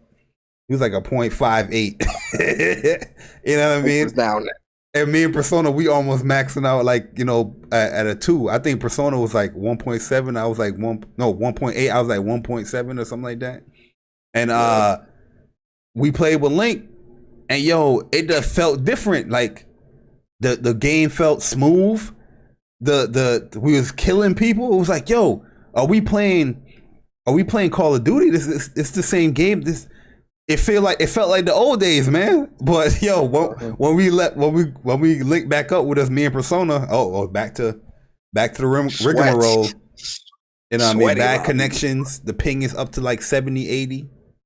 You know what I mean? I couldn't do it no more, man. I couldn't do it. Oh yeah, over. Oh, are we gonna stream Gogeta? No, I'm not gonna stream it. I'm gonna watch it though. But we're gonna get into the topics right now, where we have a fun topic here, right? This is not technically a gaming topic for the first one, but we're gonna have fun with this, man. I saw this on Twitter earlier this week, and I want the chat to participate and everything, right? Where a question was asked. And here's the question. Are you guys ready for the question? If you guys are ready for the question, hit the like button, please. Because it's not a gaming question, but it's gonna be a fun one. Because I'm interested to see what you guys like to put on your goddamn hot dogs. Okay? You can add 3 toppings to this hot dog. What are you adding? Persona, we're gonna start with you. What are you? And look, they got the good bread too. They got the Martin's bread, so I know I can trust this guy's opinion on hot dogs. Okay, he got the Martin's bread on here. I got some Pepperidge Farm hot dog bread in the kitchen. Yeah. You know the vibe. You don't need a hot dog for that. Hot dog bread is good, bro. I'm gonna keep it a stack. You ain't try the Martins? You ain't try the Martins? The Martins? Nah, I normally buy hot dog bread. I normally buy Arnold's or Pepperidge Farm. You're gonna get that Martins, bro. Just put some butter on that thing, right? Put some butter on it and just eat that right there. Butter sandwich. You know what I mean? Go ahead. Y'all know the struggle, man. Y'all know the struggle. But go ahead. I know the struggle, it was with that Wonder Bread. You feel me? Oh, the Wonder Bread. You but can't. For me, go ahead. No, that was back in the day, though, man. That was when I was young. No, now you mean Wonder Crust? They ain't no bread. You can't spread nothing on that. Go ahead. Yo, man, listen. So for me, my 3 toppings is gonna be spicy sweet cooked onions. Okay, I'm with that. Sauerkraut and mustard. Okay, I'm with you. You a baseball guy? You a baseball guy? Yeah, I like the sweet and spicy onions. All right, we got a few answers here. That actually sound good though. I'm with that. What you said, sauerkraut? Sauerkraut. No, I'm not with the sauerkraut. I like sauerkraut. I like sauerkraut on it. What is sauerkraut? Can anybody? What is sauerkraut? Let me know. What is that? I can't tell you, bro. I just know shit. Yeah, bro. That's all I can tell you. I don't know what it is. So you don't know what you putting on your dog? I think sauerkraut is like pickled cabbage or something like that. Oh, that's like stringed up. Yeah, I think it's like stringed up pickled cabbage or something like that. Okay, I got you. So we got I could be wrong. We got some answers in here. My man OBJ with the Sonic.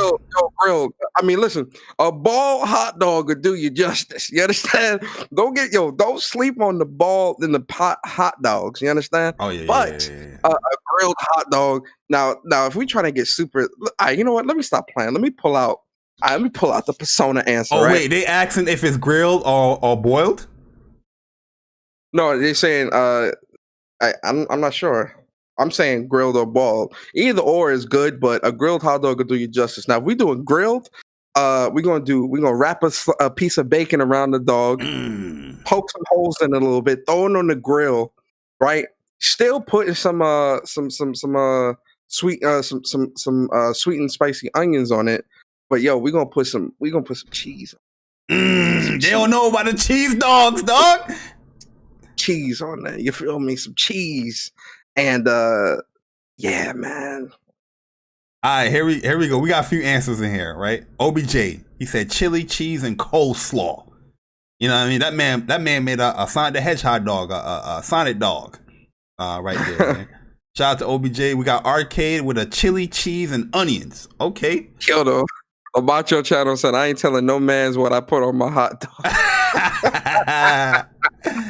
Hey yo, Jay Wright said ketchup, mustard, and relish. Jay Wright, he kept it normal. He just kept it normal. He said he got relish. That's the school. Yo, relish. That's the school hot dog right there. That's the school hot dog. Relish tastes so. What's relish? Is that pickle? It's not pickles per se. It's like it's pickled. It's also pickled, but I think it's I forget what it's called, like what it is though, but it is pickled as well. Relish. Okay. My man, shout out to my man Jack Move Johnny in the building. He said mustard, coleslaw, chili separately though. Ooh. So he Jack Move, he got standards. He said he wanted separate. I've never heard nobody put coleslaw on a hot dog. I never done that either, man. And I'm a coleslaw connoisseur, but this is the first time I see OBJ and Jack Move said the first time I seen coleslaw on a hot dog. I'll tear up some coleslaw, man. Oh man, yeah. I'll tear. Give me a bowl or whatever, a coleslaw. I'll tear that thing up. Oh yeah, I'll tear that shit up. I might have to try that this summer, man. Coleslaw on the hot dog. I see 2 suggestions already on that. We'll see, man. Yeah.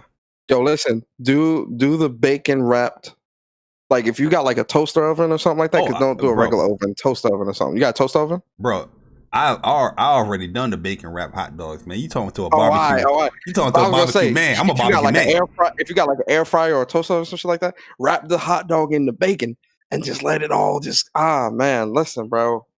Oh, you put that in that 4-man grill. That 4-man grill. Yo, my man G Junior says ketchup, onions, and chili. I never put chili on. I've never had chili on a hot dog before. Man, me neither. I've never had that. Macho, he too macho. The Macho channel said I'm too macho for this. I ain't telling no man's what I put on my hot dog. You know what I mean? As Persona said earlier. Yo, Walter said cheese, bacon, and chili. Hold on. Here's the thing. Now with the mustard, right? People that's using mustard, which mustard y'all using? Now this the test. Because if y'all using that nasty ass yellow food color ass mustard, hell nah, bruh. You got to use the spicy brown mustard. That is the only mustard to use. Using that regular yellow cheesy ass mustard, Oh, we can't be they using that friends. $2.99 mustard. They not good. I hope they ain't not. Yo, listen, if it ain't that spicy brown mustard or the Dijon mustard, y'all fucking up, man. Y'all fucking up. They messing up out here, man. Y'all let us know what mustard y'all putting on there. If that $2.99 mustard, then y'all gotta go. I'm sorry. Man's putting that Heinz. That Heinz yellow mustard. Let's be clear, Persona. Kraft cheese is good though. Kraft cheese is good. Nah, it ain't. What? You ain't put no Kraft cheese? So what kind of cheese you putting on your hot dog? Oh man, listen, I'm different, bro. I'm putting like actual, like I'll put like some Swiss cheese. Nah, so you too fancy for me. You too fancy. Listen, you're not welcome to my barbecue. Listen, I'll put like some cheese. I'll put like the Philly cheesesteak cheese on there.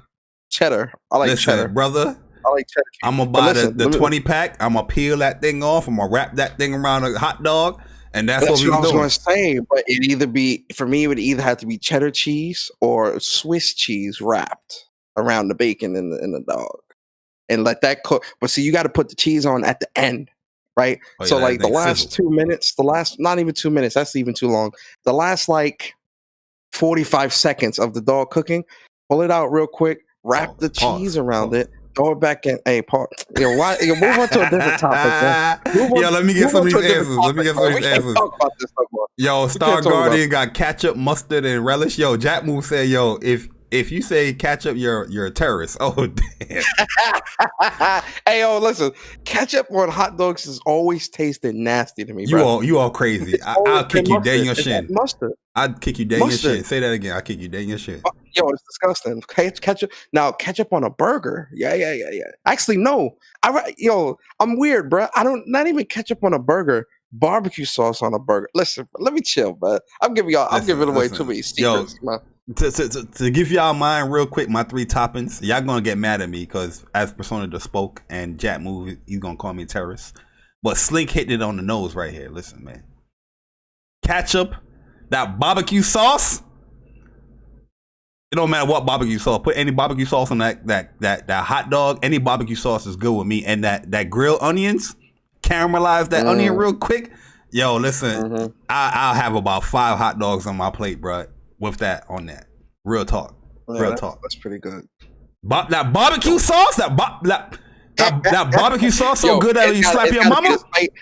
It's gotta be the spicy barbecue sauce too, man. That's the good spicy sauce, honey, spicy. Hickory. It don't matter what barbecue. Any barbecue sauce on a hot dog is good with me. The bacon too. It's got to be like a nice fatty piece because you want the fat from the. Yeah, I rock with bacon. I used to want to be a cook when I was young. So like, yo, listen, man. I rock to the bacon as well. Yo, my man Wavy says sauerkraut is boiled cabbage. Okay, got you. Okay. Oh yeah, so I'll probably eat sauerkraut. That sauerkraut. That sound fire. Sauerkraut is in the cabbage family. Okay, got you.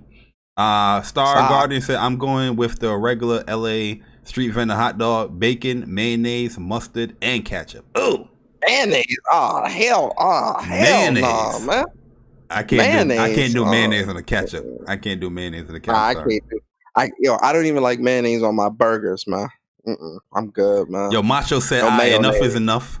He said bacon, fried egg, and cheese. Yo, Macho said, listen, yo, we going New York. We going New York. He said he want a bacon, egg, and cheese on his hot dog. You understand me? Right. Yo, listen. The only thing I put mayonnaise on is tuna fish. Yeah, I can eat mayonnaise, but I ain't gonna put that in no hot dog. You know what I mean? Not on a hot dog. Yo, let me see other answers. That's how they make. Actually, hot dogs. Mayonnaise is actually a normal thing that they do use with hot dogs too. Actually, certain places they'll do they'll dip the whole dog in mayonnaise, put it on a bun, and then put all the other toppings on it. So that is a normal thing. But I keep that person they shin. They do that to me. Yo, Wavy said chili, cheese, and pineapples. Yo, Wavy, knock it off. Pineapples on a hot dog. Wavy bullshit with the pineapples. Come on now, bro. Hey, yo, man. Listen, yo. Some of y'all invited to the barbecue, but y'all gonna have your own section. Okay, y'all gonna be in the far back. You know what I mean? Where y'all looking? Listen, y'all invited to the barbecue. Just don't bring a dish. Yo, you go eat what's at the barbecue. You feel me? Yo, Macho even agree. He said chili cheese and pineapple sounds lit. Yo, y'all wildin', man. Yo, PlayStation Forever, he kept it simple. He said ketchup and cheese. Don't tell out the Jap move. Don't tell the Jap move. Jap move about to get you, PlayStation. Yo, Sub-Zero said, I said Sub-Zero. Saber Zero said sauerkraut. Chili cheese and hot dogs are fire. I never tried it. Let me see any other answers in here. Ketchup and chili from Lorenzo. Yo, you can't go cheap. You can't go cheap on the bun too, right? Because it's important that the bun can sustain all that. Because sometimes, like, you know, if you got that cheap, crappy bread, you know, it can't hold it all, so it gets super soft. Like, yo, really, it's an experience when you gotta have that potato bread. You gotta toast. Yes, you gotta have the potato bread, but you also gotta toast the bun, the inside. So you gotta slide a little butter on there, toast that bun a little bit so that it's not gonna get soggy. It's got that nice crisp.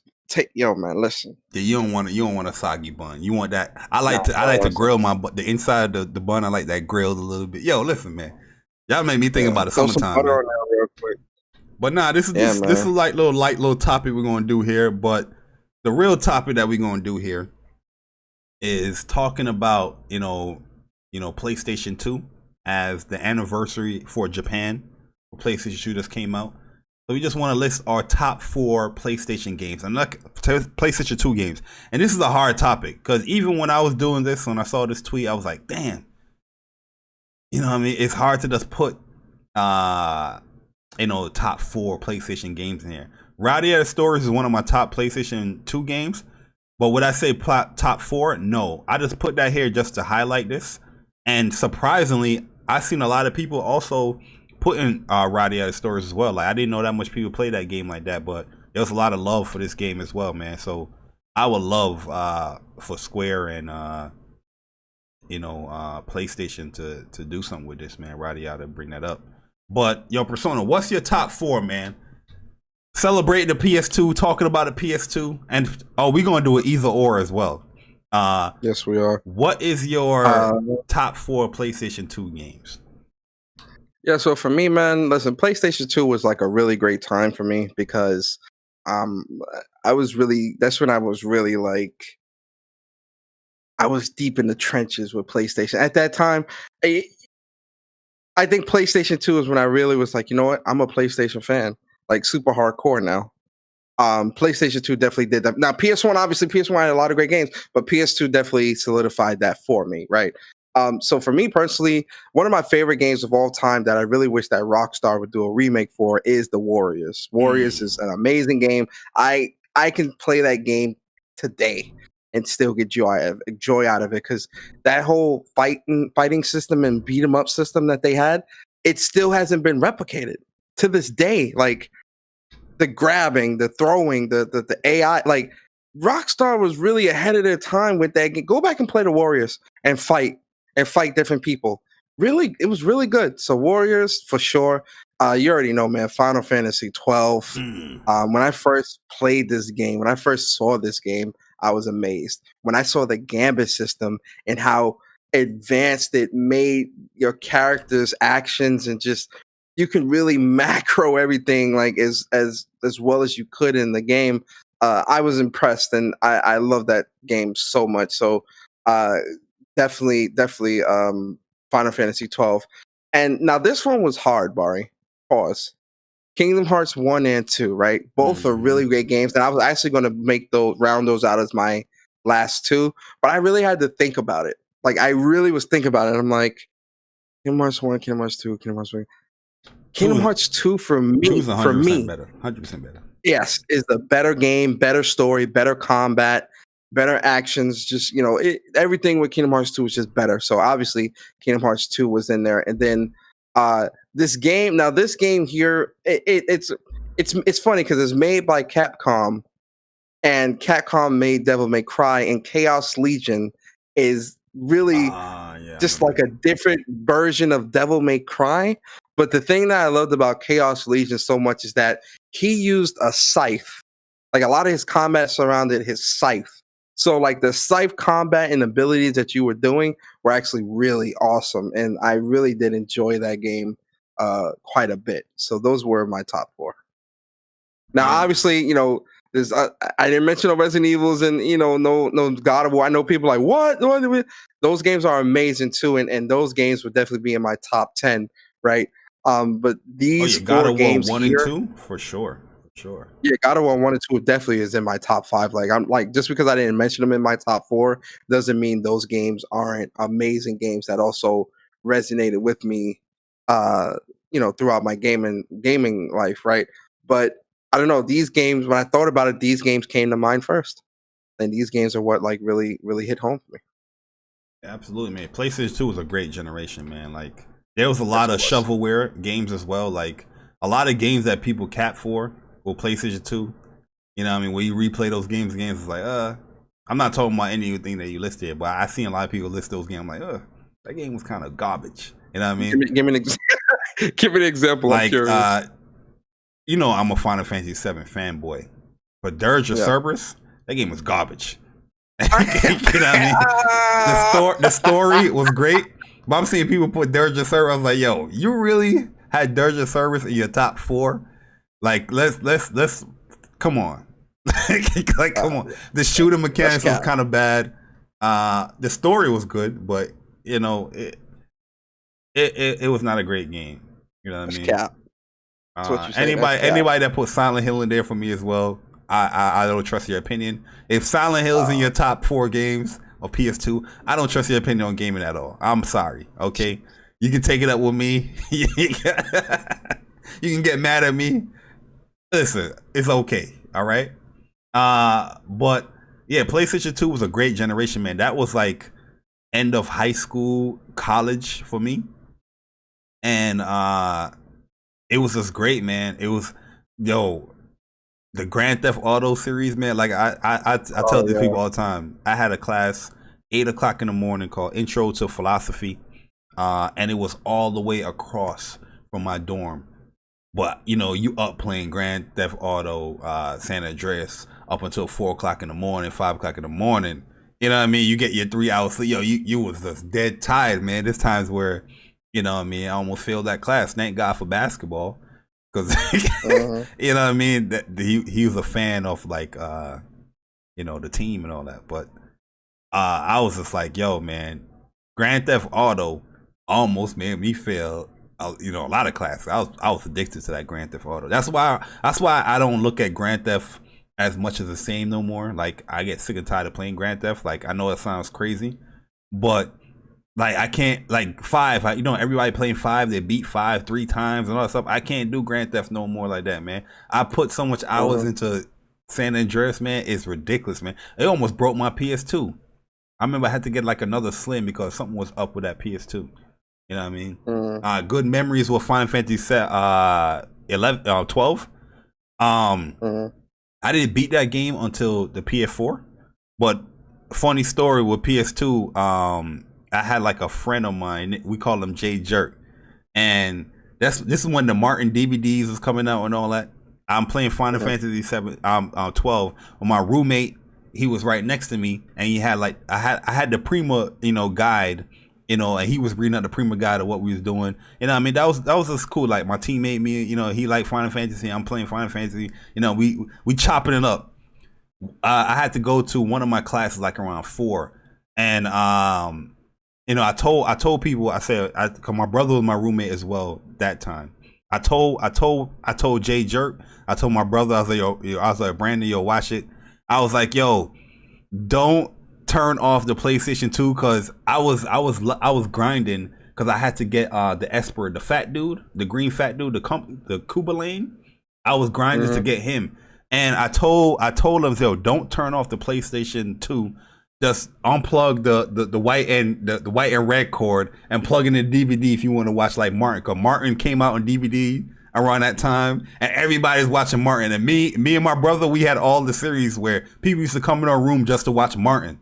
And Jay Jerk came in to try to watch Martin season 1, and he turned off the PlayStation. Well, he didn't turn it off. He took out the Final Fantasy 12.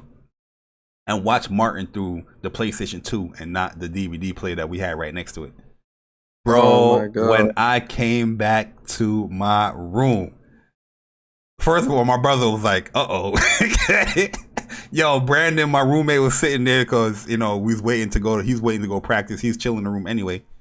And yo, Jay Jerk just watching TV with his foot up on my, because at that time my dresser was the entertainment set. The TV and everything was on top of the dresser. So my man had his foot on top of my dresser in the couch that we had in the room, and he was just watching Martin, laughing. You know what I mean? Laughing it up. Yo, I grabbed that dude by his neck and I threw him out. I was like, yo, bro, I told you not to turn this joint. Yo, we was just grinding for like 3-4 hours, bro. 3-4 hours. I didn't get to a save point. I couldn't get to a save point. I had to go to class, and this man turned that off. And that's why I stopped playing Final Fantasy 12. Like, I stopped playing right there. You know what I mean? Because of that dude, man. But I ended up beating it, playing the game. And I loved the game. It was a great game. But that was just a little fun little memory of PS2 days, man. Like college days, I was like, yo, PS2 was a great generation, man. And it has one of my favorite games, Kingdom Hearts 2. Like the upgrade from 1 to 2 was just like, I remember playing that, I was just like, yo, this is like a different game. You know what I mean? Like, yo, crazy, man. But with that being said, Persona, we about to play either or. PS2 edition before we get up out of here, man. And the chat, you guys can participate with these questions as well. And we're gonna start off with a hot take or a hot one, Persona. This is a hot one. This is a bad breath hot one. Okay. If you guys don't know either or, if you haven't seen this game before that we played here, we're gonna have two options. And you have to pick one of the two of the options. There's no buts. There's no hesitation. You just got to pick one out of the two. Okay? And here is my either or. The first one. Grand Theft Auto Edition. Either or, Persona.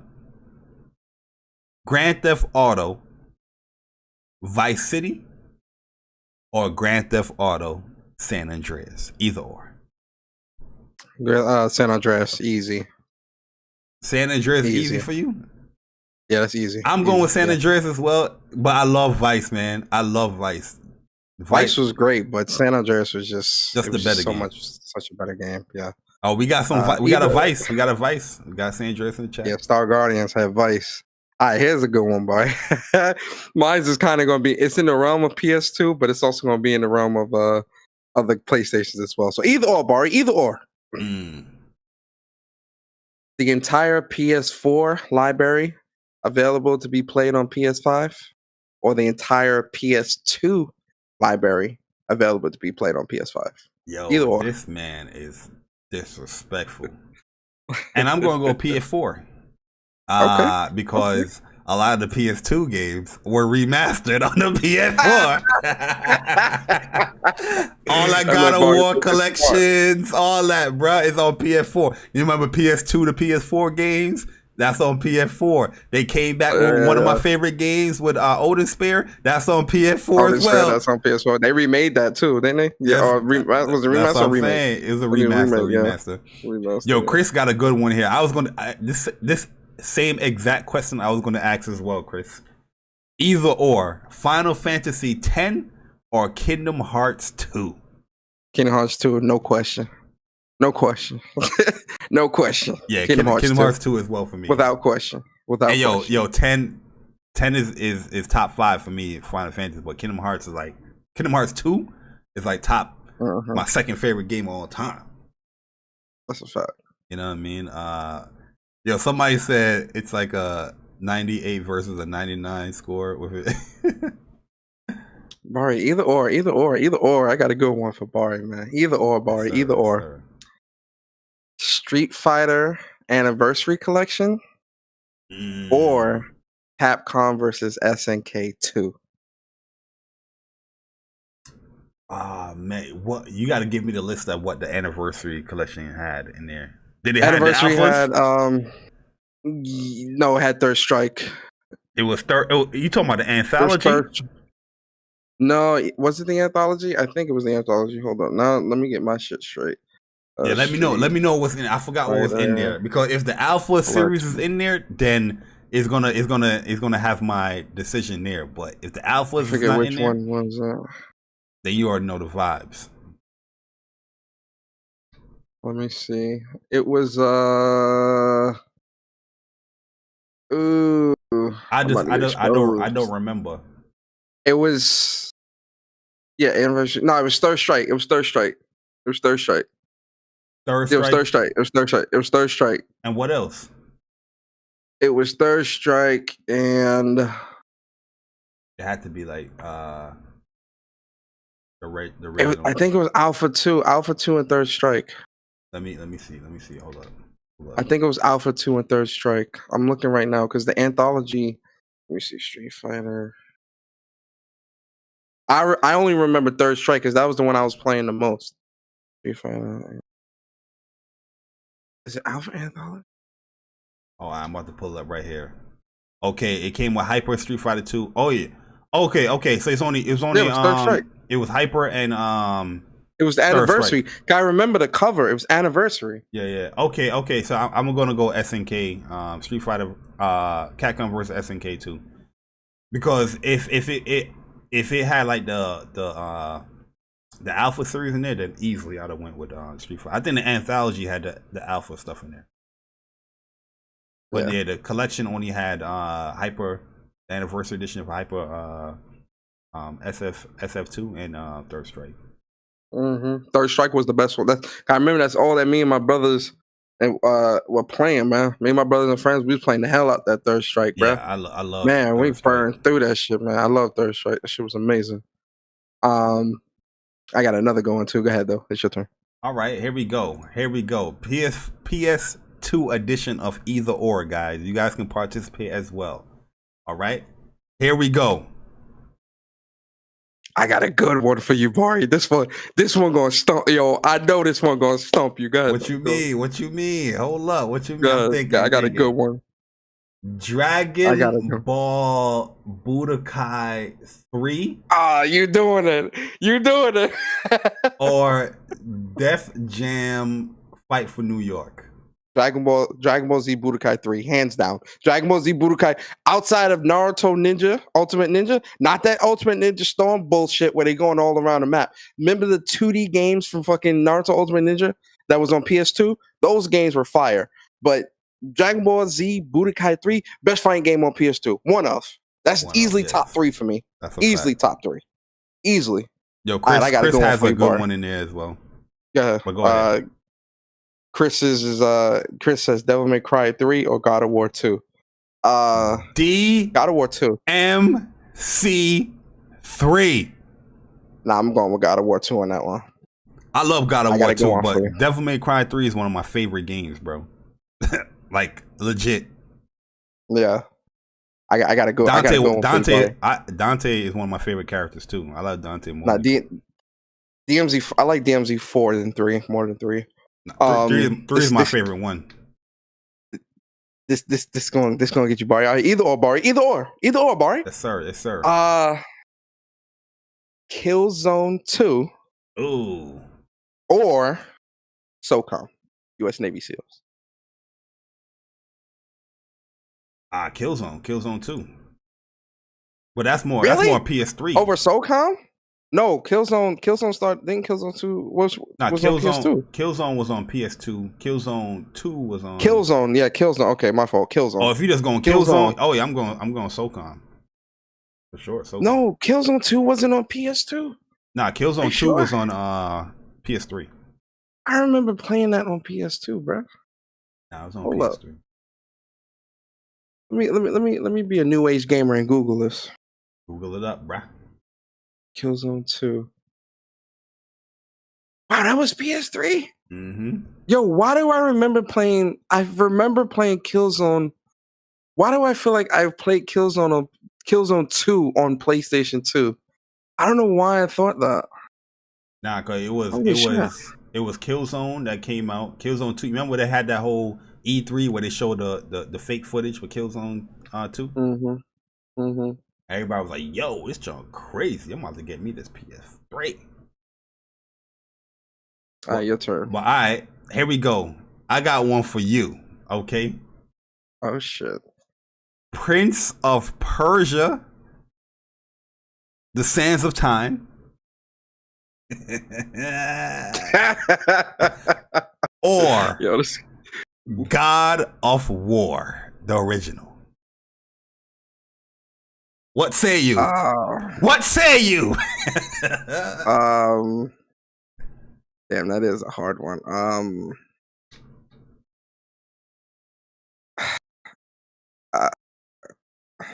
Jeez, that's a hard one. What say you? I'm gonna say God of War. Absolutely. I'm gonna say God of War. I'm gonna say God of War. Yeah, God of War. I'm gonna say God of War, man. God of War. Absolutely. All right, I got one, Bari. Either or, either or. Yes, sir. Yes, sir. SSX Tricky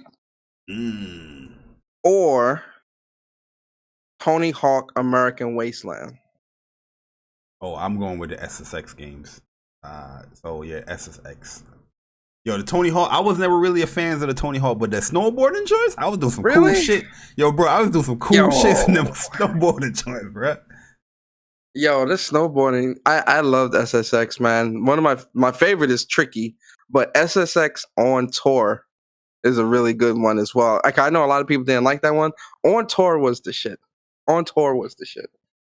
And it's funny because a lot of people didn't like American Wasteland either. And I'm like, yo, American Wasteland was the shit. What are you guys talking about? That game was fire, bro. I ain't even play that. American Wasteland. I loved American Wasteland. Yeah, I love that game. I got one for you, man. Cause I think you said you liked this game, but we're gonna put this out here, right? Need for Speed Underground, or I'm not even gonna do a racing game. I'm just gonna outright do it. Resident Evil 4. Either or. Well, my favorite Need for Speed is Need for Speed Underground 2. Okay. So okay. I'll go with RE4. Oh, all right, so I'll do this one then, because I think Burnout. I think Burnout 3 came out, right? PS2. Yeah. I remember a Burnout symbol PS2. That's how I'm thinking. So Burnout 3 or Need for Speed Underground, which one? Burnout, easily Burnout. Oh, use more the destruction. Yeah, Burnout. Yeah, Burnout. I love Burnout. Burnout was definitely the shit. All right, I got one for you. Jack and Daxter or Ratchet and Clank. Either or. Yo, real talk, because I got on Ratchet and Clank late, so I was playing Jack and Daxter before Ratchet and Clank. Mm-hmm. But I'm gonna go Ratchet and Clank. I like Ratchet and Clank more. And the thing is too, I like Daxter. I think Daxter is a cool ass character. But yo, Ratchet and Clank overall, like, I just like how they did that with PS2. From the PS2 games, there was some. Was it Quest for Booty? That jump was garbage. Was that PS2 or PS3? Quest for Booty. I think that was PS3. I think it was like Full Commando PS2. PS2 was Ratchet and Clank. Ratchet and Clank 2, Ratchet and Clank Going Commando, Yeah, Ratchet and Clank Deadlock. Deadlock I didn't like. I didn't like Deadlock. I think those were all the PS2 games. No, I think they had more than that. I remember not liking Deadlock. I remember those four specifically. But I liked the Ratchet and Clank. I didn't like Jack and Daxter. I didn't like the later ones for that.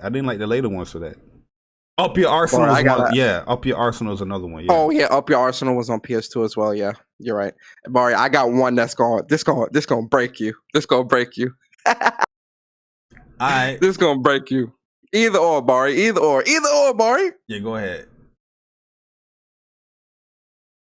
Metal Gear Solid. What's that, Snake Eater? Which one came out PS2? Snake Eater, right? Snake Eater and 2 came out PS2. Yeah. Metal Gear Solid. Snake Eater. Or Kingdom Hearts. Yo, you wildin', my G. What you doing, Persona? Not like that. Wait, Kingdom Hearts 1? Just Kingdom Hearts, period. So 1 and 2, either or. Oh man, I'm gonna go Kingdom Hearts, but yo, that hurt. That hurt. Go PS2. It was Kingdom Hearts, and then Metal Gear Solid 3 is my top 2 favorite games. That hurts right there. Jesus. I'm playing dirty. Yeah, that was a little dirty right there, man. That was dirty. I didn't know you had it under you. All right, I got this. Need for Speed Underground 2. Okay. Or Twisted Metal Black. Oh, that's easy. Need for Speed Underground 2. Need for Speed Underground 2, easy. Okay, yeah. Okay. I'm going Twisted Metal Black. That was on that hardcore. Either or, Bari. Mm-hmm.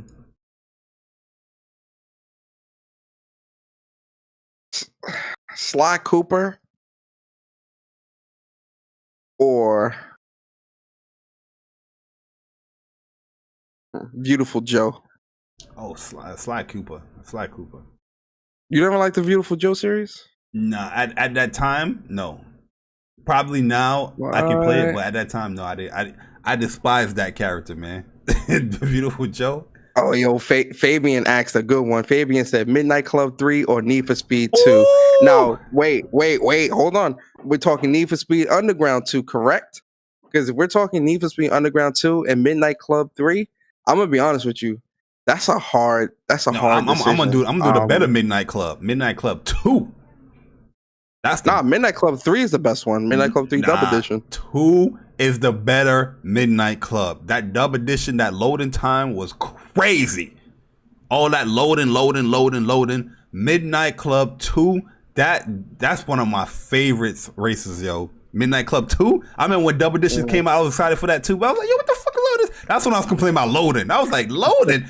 God damn, you loading. They adding all this cool shit that we got load. And then I remember I put in the cheat code for Midnight Club 2, bro, and that fast ass, speed racer ass, rocket ass car that nobody control, bro. Yo, listen, man.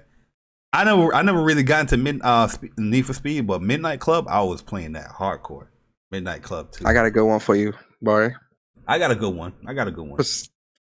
Either or. Yeah, go ahead. Persona 3? Shin Megami Tensei Persona 3 or Shin Megami Tensei Persona 4? Ooh, that is a good. I was going to ask that too. Because I was going to ask the chat that one too. So we thinking alike. Yeah. But I like Persona. I'm going with 4. I like 3 better. Because I like how 3, when you calling your Persona, do shoot in the head. Yo, that was gang. And the funny thing, Persona 4 is my first Persona game. Until I beat P4, I went to P3. But I also Persona 4 characters I like better. Well, Persona 3, like there's certain aspects of Persona 3 was just much better, man. I got one that's gonna break you, Bari. This gonna break you. I got one right here. Oh man, this one gonna get you. This one gonna get you. I got one right here.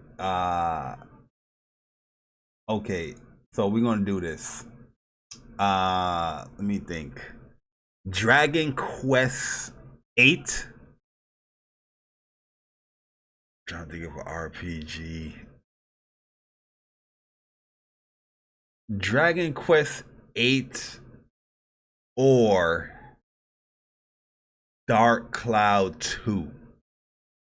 Either or. You said Dragon Quest 8 or Dark Cloud 2. Yep, the Journey of a Cursed King. Or Dark Dragon Cloud Quest 2. Dragon Quest. That's a tough one, yo. Because Dark Cloud was a huge improvement from 1. But yeah, overall, I like Dragon Quest 8 better. So yeah, I'm going Dragon Quest as well.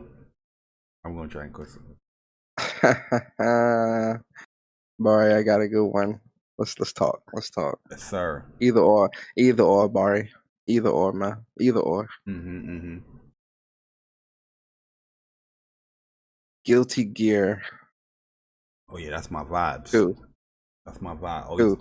We talking about 2? XX? Okay. 2. XX, yes. Guilty Gear 2. Or Marvel vs. Capcom 2. Oh, Marvel vs. Capcom 2 PS2 edition? Yes.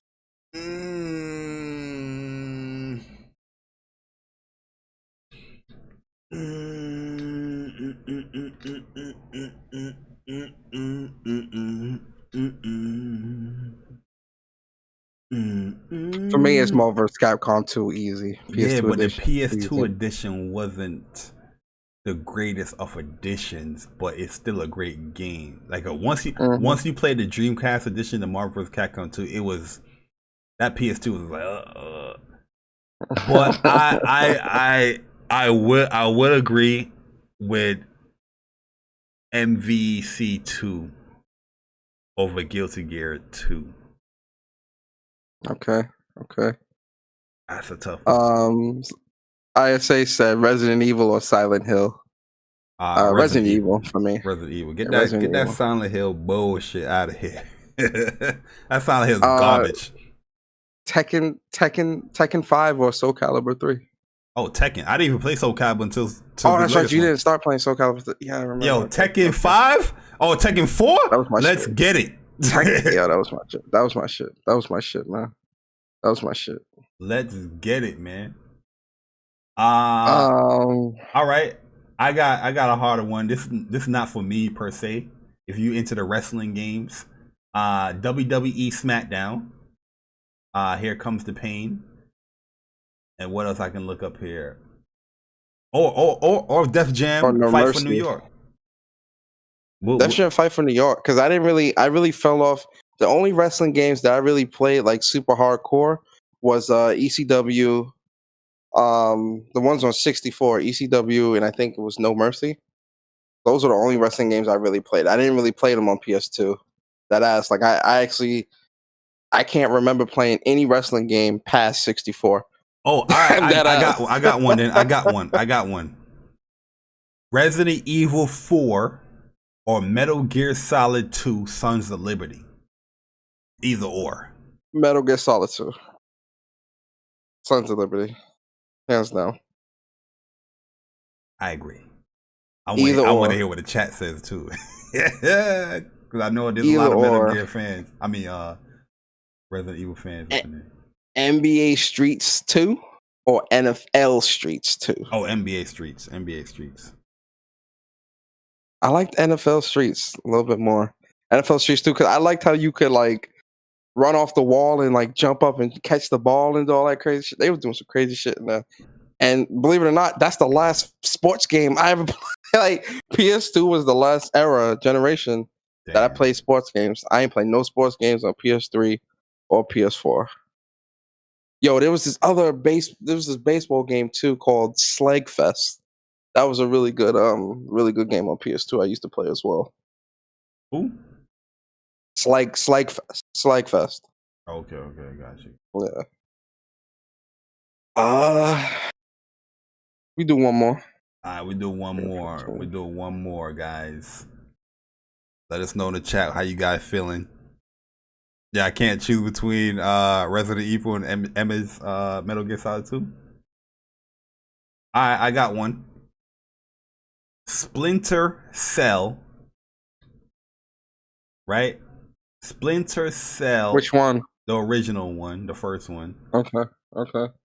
Or I'm trying to think to compare a game with Splinter Cell. What would I use? Oh man, I'm gonna have Bari crying off this last one. Splinter Cell or Metal Gear Snake Eater. Snake Eater. Oh. Snake Eater, hands down. Okay, over Splinter Cell? Yeah, Snake Eater. Yeah. I'm with it. I agree. Snake Eater. I agree. All right, this is the last one, Bari. This one gonna get you. This one gonna get you. Either or, Bari. Either or. Yeez 6, The Ark of Nosfatim, Oh yeah, or yep. Tales of Abyss. Oh, the thing I didn't play Tales games until PS4. Oh So shit, really? Oh damn. yep, I missed out on a lot of Tales games. So I'm definitely gonna go Yeez, for sure. Now, Splinter Cell was on PS2. I remember playing. Yeah, it was. Playing Splinter Cell on PS2. I had my roommate watching me playing that. Both of them on PS2. It was that and what's the other one called? It was like Pandora or something. No, I Chaos forgot Theory. the names. Chaos Theory. Was Chaos Theory the It was second one? three. There was three Splinter Cell games on PlayStation. It was Splinter Cell, Pandora's Tomorrow, Yeah, I Splinter remember. Cell, Chaos, Yeah, Chaos Theory was I Chaos think Theory, that was the last one. I think that was my favorite one, Chaos Theory. I and like Chaos then there Theory a lot. was Splinter Cell. I know there was a third one. Hold up, I'm looking. And then just regular Splinter Cell. So Splinter Cell OG. So Splinter Cell, Pandora's Tomorrow, and then Splinter Cell Chaos Theory. Yeah, I remember playing them on PS2. Games weren't always just only on Xbox, guys. Those weren't only on Xbox. They struck the Xbox deal, I think, with After the fact. The one on 360. I forgot the name of it. I forgot the name of that Splinter Cell game. It was different too. It was different than the other ones. It was more actiony. I forgot the name of it, but yeah. Well, yeah, that's our either or edition. Let me see if we're missing anyone that's in the chat that anybody has. NFL 2K versus Madden. NFL 2K y'all got me on that one. I would probably choose NFL. Street Hoops or Blitz? Blitz. Street Hoops. The Streets games, I was definitely on those hardcore. The and one, remember and one games? And one, yeah, and one was really good. Yeah, I like that. Yo, game. I used to mimic one. Hot Sauce crazy, bro. I was definitely on that. Yeah, and one was the shit. It's like we don't got stuff like that no more. They remember when I was still young. kind of do it, but it's not as popular no more. But Yeah, the Professor, he got a big YouTube channel. Other ones too got big YouTube channels, but it's not like. Nah, but I remember when I was young, man, growing up and like living in the hood and shit. And like the basketball court would be basketball court would be crowded because dudes would be out there doing having games and doing tricks and crazy stuff, and it was just like, yo, man, like the whole neighborhood would just be chilling in the park, just watching the games. It was good. Yep. I miss those times. I really do miss those times so much. Yo, man. Author Black Clover or Cowboy Bebop? Cowboy Bebop. Yeah. Are we talking anime or I never played a Cowboy Bebop game, so if you're talking a game, I don't know, but the show, yeah, Cowboy Bebop. Cowboy Bebop, such a good show, man. Short time. Yo, Final Fantasy 12 or Radiator Stories or Radiator Stories? Final Fantasy 12. Yo, Radiator Stories legit changed how RPGs played, man, when it comes to NPCs. That was the first game I played where I was like, yo, when it comes to NPCs and it's like you can pretty much recruit goddamn everybody. Yo, bro, I remember I grinded the fuck out of that game, yo. Yo, Radiator Stories. If there's an NPC I couldn't get, yo, in certain answers you got to do. I remember when I tried to look up the strategy guide for that game. Couldn't find it in the game stops where I couldn't find buy the strategy guides. I was pissed off. I was up in the student center, looking up stuff like how can I get this NPC. Man, that Radiator Story is amazing, man. But yeah, guys, you have, reached the end point of episode 28. You know the vibes. Oh, I wasn't even giving out trophies this week, man. But you know the vibes. We giving out $10 PSN cards. Yeah, that's why. We're giving out $10 PSN cards, man. Shout out to all the people that won. We appreciate all the support from everyone, that hit the like button, that has subscribed to the channel. That share out the streams. We appreciate all that stuff, doing those things really will help us grow with the channel. And once when we grow, we can do more things with the channel that we want to do, but we'll wait until we hit certain goals before we open up the channel really how we really want to run the channel. But yeah. trophy for everyone that made it through. Trophy so everyone that has participated in the giveaway, and an extra gold trophy for the people that won. But you guys hit the end of the podcast where we just giving out trophies like Naughty Dog. But yo, Persona man, before you give your outro, I got something I want to give to the chat, and that's another trophy. Yeah. But Persona, hit us with your outro, bro. Hey man, what's good, guys? Man, your boy Persona, gaming with Persona. Listen, man. So this past week, I had like a really good interview with J Main from Press Start Podcast. Yes, sir. I just want to give a big shout out to him, man. That was a really good interview. One of my favorites, actually, honestly. So shout out to him. As far as content on my personal channel coming up down the pipeline, I'm sure I'll do a One Persona Speaks this week. There's no interview this week, so the interviews are going to be bi-weekly, right? Just so that, because it ain't enough guests in the world to be doing that shit weekly, right? So bi-weekly, we're going to be doing the interviews. So my next interview guest is actually going to be King Thrash. So Thrash. That's going to be Thrash, man. That's going to be a really good interview. So that's going to be on March 17th. But in terms of he just got a new console too, so that's going to be a really we gonna talk, right? But yeah, in terms of content, like I said, When Persona Speaks most likely to happen this week. I'm definitely gonna be posting up more boss fight videos from Ys 9. So definitely be on the lookout for that as well. And that's really it. I'll probably stream some stuff. I haven't played Destruction All Stars in a minute, so I might do a Destruction All Stars night probably tomorrow or later on tonight. But yeah, that's really it, man. Yeah, man. For those that don't know as well, not gaming related, but Sony has passed that 1.9 billion COVID relief trillion. Oh, trillion. Oh, my bad. So yeah, you guys gonna get your your $1,400. $1,400 soon. So look forward to that. So now y'all can buy a PlayStation.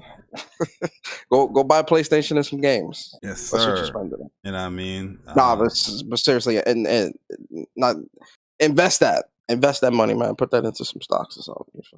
Yo, Chris, you already know. You already seen the surprise in Ys, man. Like the plot twist. Kind of crazy out there, man. Don't tell me. Don't say nothing. Nah, like that's the only reason why I didn't upload all the boss fights yet, because at that point where I'm at, it's like pretty much like really big spoiler territory. So yeah, I haven't posted. Yeah, I'm gonna be playing it hardcore this weekend, so I could get caught up. Yeah, I have them uploaded, but I ain't uploaded them yet. I mean, I ain't making them public yet. But as far as content, I'll pretty much be posting some of that stuff, but not all of it yet. Like I said, I'll wait till probably Persona beat it. Then I'll probably, once Persona or Chris beat it, I'll just post all the boss fights. But I think you guys are going to really enjoy that game, man. Go and play Ys 9. It's an amazing game.